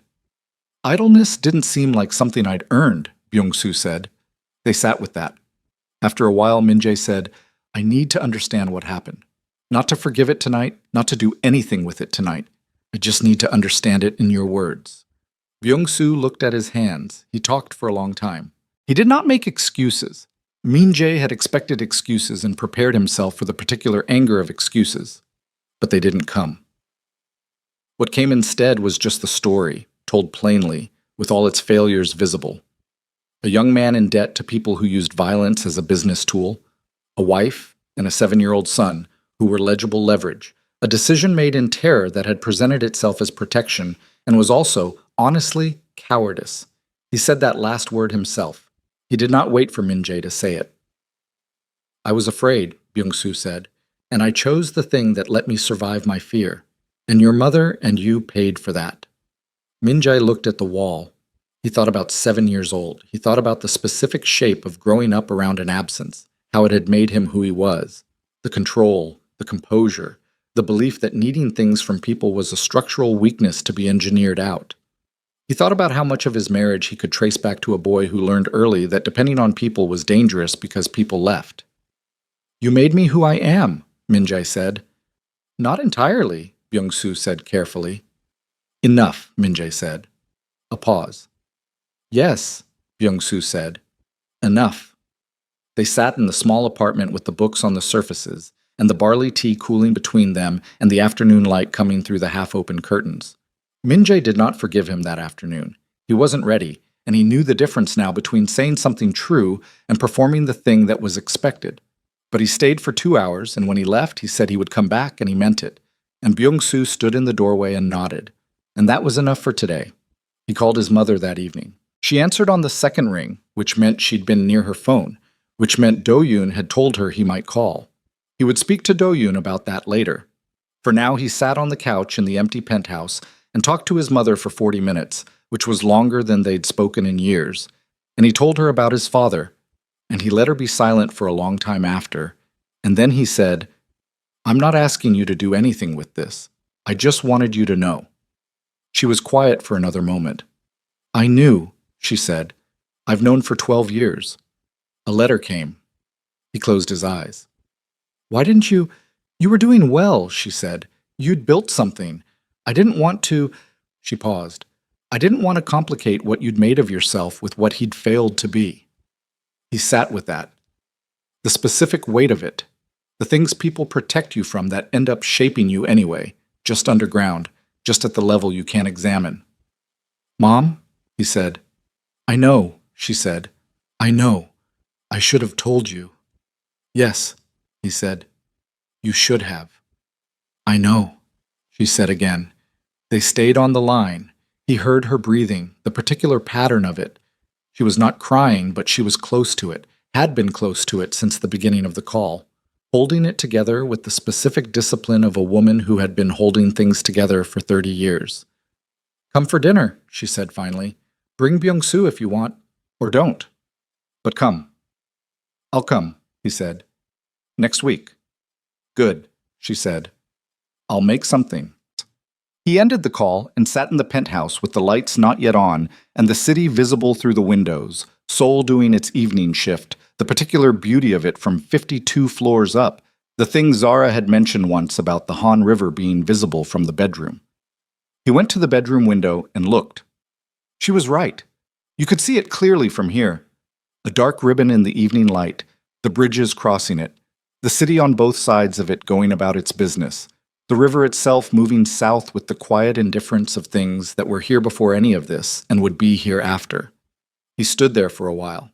He moved out of the penthouse the following month. Not dramatically, not in response to anything.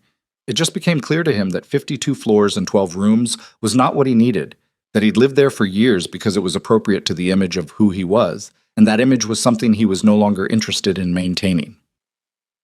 He found a smaller apartment in Seongdong-gu, 3 rooms, a window that looked onto a street rather than a skyline. He kept the desk. He gave almost everything else away. Do-yoon helped him move, which was not in any sense part of Do-yoon's job description, and which Do-yoon performed with the stoic efficiency of a man who has decided something is worth doing and is not going to make a production of it. This is very small, Do-yoon said, looking around the new apartment. Yes, Min-jae said. You're going to need more furniture. I'll get it. You don't know how to buy furniture. I'll figure it out. Do-yoon looked at him. Then he looked around the apartment again. Then he said, the light is good, which from Do-yoon was essentially an architectural rave review and helped carry boxes. He wrote the first letter on a Thursday evening in October. He sat at his desk in the Seongdong apartment with the street noise coming through the window and a lamp on and a blank piece of paper, and he thought about what he wanted to say. Not what he should say, not what would be effective or what would move things in a particular direction, just what was true. He wrote for an hour. He didn't fill the page. He was not, as it turned out, a man with a great deal of practiced vocabulary for the interior, and the letter was shorter than he'd expected. But it said the things that were true. He'd started the process of consolidating Hanyul Capital's less legitimate arms, not dismantling everything overnight that wasn't realistic, and he wasn't performing a conversion narrative, but drawing clearer lines about what he was willing to run and what he wasn't. And it was slow and complicated, and some people were unhappy about it. He'd started working with a therapist, which he told her because it was true, and because he thought she'd find it both unexpected and right, which she probably would.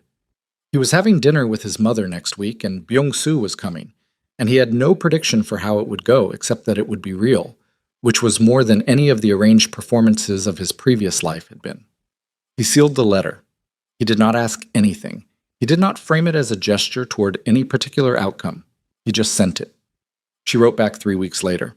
The letter was short, 2 paragraphs. She described London, the lab, the research team, the particular quality of light in the city in October, which she said was unlike Seoul's light, softer and more indecisive, as if it couldn't quite commit to either day or dark. She said her health was stable, and her specialist there was excellent, and she was running again, which she hadn't done in a year. She said the research was going well, and that she'd published a preliminary paper that had generated more attention than she'd expected, which surprised her, and also didn't. At the end she wrote, "Thank you for writing. Keep going." 2 words. Keep going. He read them several times. He put the letter in the desk drawer. He kept going. He wrote every Thursday. He did not always have something significant to report. Some letters were about ordinary things, a good meal, a conversation with Byung-soo that had surprised him, something he'd read, something he'd noticed about his own behavior in a meeting that he wouldn't have noticed before. He wrote them because the practice of finding true things to say was a practice, and like all practices, it required repetition, and because the act of writing them, knowing she would read them with the full attention she gave everything, was a form of accountability that he had not had before and had needed without knowing it. She wrote back when she had something to say, and not when she didn't, which was also exactly like her. The months moved. In January, she published a major paper on early-stage HCM intervention that was cited widely and quickly. Do-yoon found the citation in a cardiology journal and put it on Min-jae's desk without comment. Min-jae read it, all of it, which required a dictionary for approximately 1/3 of the vocabulary, and wrote her a letter that was mostly about how he'd had to look up 40 words but had understood the central argument, which was that the field had been too conservative in its approach to early intervention, and she had the data to prove it. She wrote back, "You read the whole thing?" He wrote, "Yes," twice. A pause, and then, "That might be the most unexpected thing you've told me." He sat at his desk in the Seongdong apartment and read that, and something in his chest did the thing it did when her letters arrived, the particular thing that didn't have a clean name, and he held it and didn't rush past it. In February, Byung-soo came for dinner at the new apartment. Min-jae cooked, which was an experience. He was not Zara. The kitchen did not come naturally. The jollof rice he attempted was a complete structural failure, and he ended up ordering from a restaurant 3 blocks away and pretending he'd intended this all along. Byung-soo did not call him on it. They ate at the desk because there was still no proper table, which should have been awkward and wasn't particularly. After dinner, Byung-soo said, "She told me about the letters." Min-jae looked at him. "She calls sometimes," Byung-soo said, "to check on me. She's been doing it since she got to London." He paused. "She mentioned you write every week." "Yes," Min-jae said. "She reads them," Byung-soo said. "She didn't say more than that, but she reads them." Min-jae looked at his hands. "I know," he said. Byung-soo was quiet for a moment, then, "She's a very good person. I know you know that. I'm just—" He paused, the careful way he chose his words, the thing Min-jae had gotten from him without knowing it. "I'm glad you know it."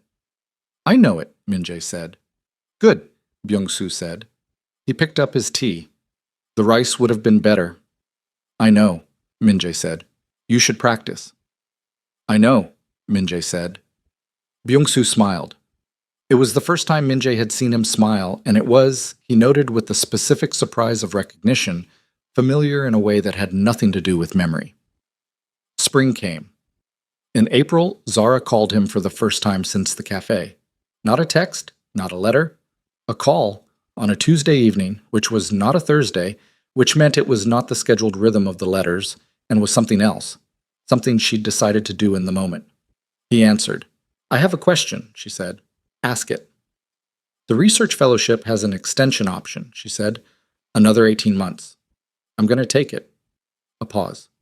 "I'm telling you because I want you to know, not because I need your response to it." "I know," he said. "Take it." "I am taking it," she said. "I said I was telling you, not asking." "I know," he said. "I'm agreeing with you. Remember the difference." A brief silence. Then something on her end that was unmistakably a laugh. Short, real. The first time he'd heard that sound in so long that it landed in his chest like something physical. "I remember," she said. They talked for an hour. Not about the marriage, not about the letters, not about what any of this was or wasn't or might become. About the research. About his father. About the Hanul restructuring, which she had opinions about that turned out to be incisive and worth hearing. About London in spring, which she said was better than London in autumn, more committed. About a book she was reading and a book he was reading, and the fact that both were about people making the same mistakes in different settings, which she pointed out and he acknowledged was probably not an accident. Before she hung up, she said, "The letters help." He held the phone. "Good," he said. "I'm not making you a promise," she said. "I need you to know that. I'm not telling you that this means something it doesn't mean yet." "I know," he said. "I'm just telling you they help," she said. "That's all I'm telling you." "It's enough," he said. Another pause, then, "Thursday," she said, meaning, "Write me Thursday," meaning, "Keep going." "Thursday," he said. She ended the call. He put the phone down on the desk. The street outside was quiet. The particular quiet of a Seoul spring evening, something loosening in the air, the city exhaling winter. Through the window, the light was soft and directionless, the kind of light that doesn't make shadows, that makes everything look equally and honestly itself. He sat at the desk. He thought about the airport. He had not been to Incheon Airport in months, had no reason to be there, had not stood in any terminal watching anyone leave. But he thought about it. Thought about standing in an airport without bodyguards or a car service or the authority of an organization behind him, just a man in his own clothes saying something that was finally and exactly true. He had not done that yet. He did not know if he would.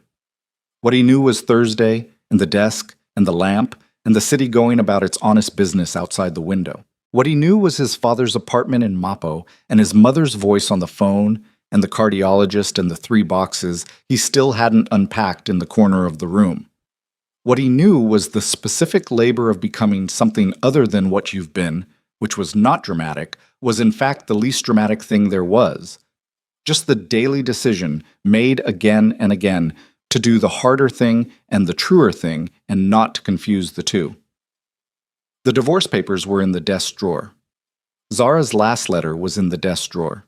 They sat there together, both of them paper, both of them final in their own way, and also, in the specific territory between what has ended and what has not yet begun, both of them unfinished, not because anything had been left out, but because the people they concerned were still alive and still moving and still, against all reasonable expectation, choosing the direction of toward. He opened the drawer. He took out a piece of paper. He picked up the pen. Outside, Seoul was exactly what it always was, relentless and bright and utterly indifferent to individual transformation, requiring nothing to stop just because something had changed, and the Han River moved south the way it had always moved, and the city turned through its spring evening, and in a small apartment in Seongdong-gu, Kang Min-jae sat at his desk and began to write.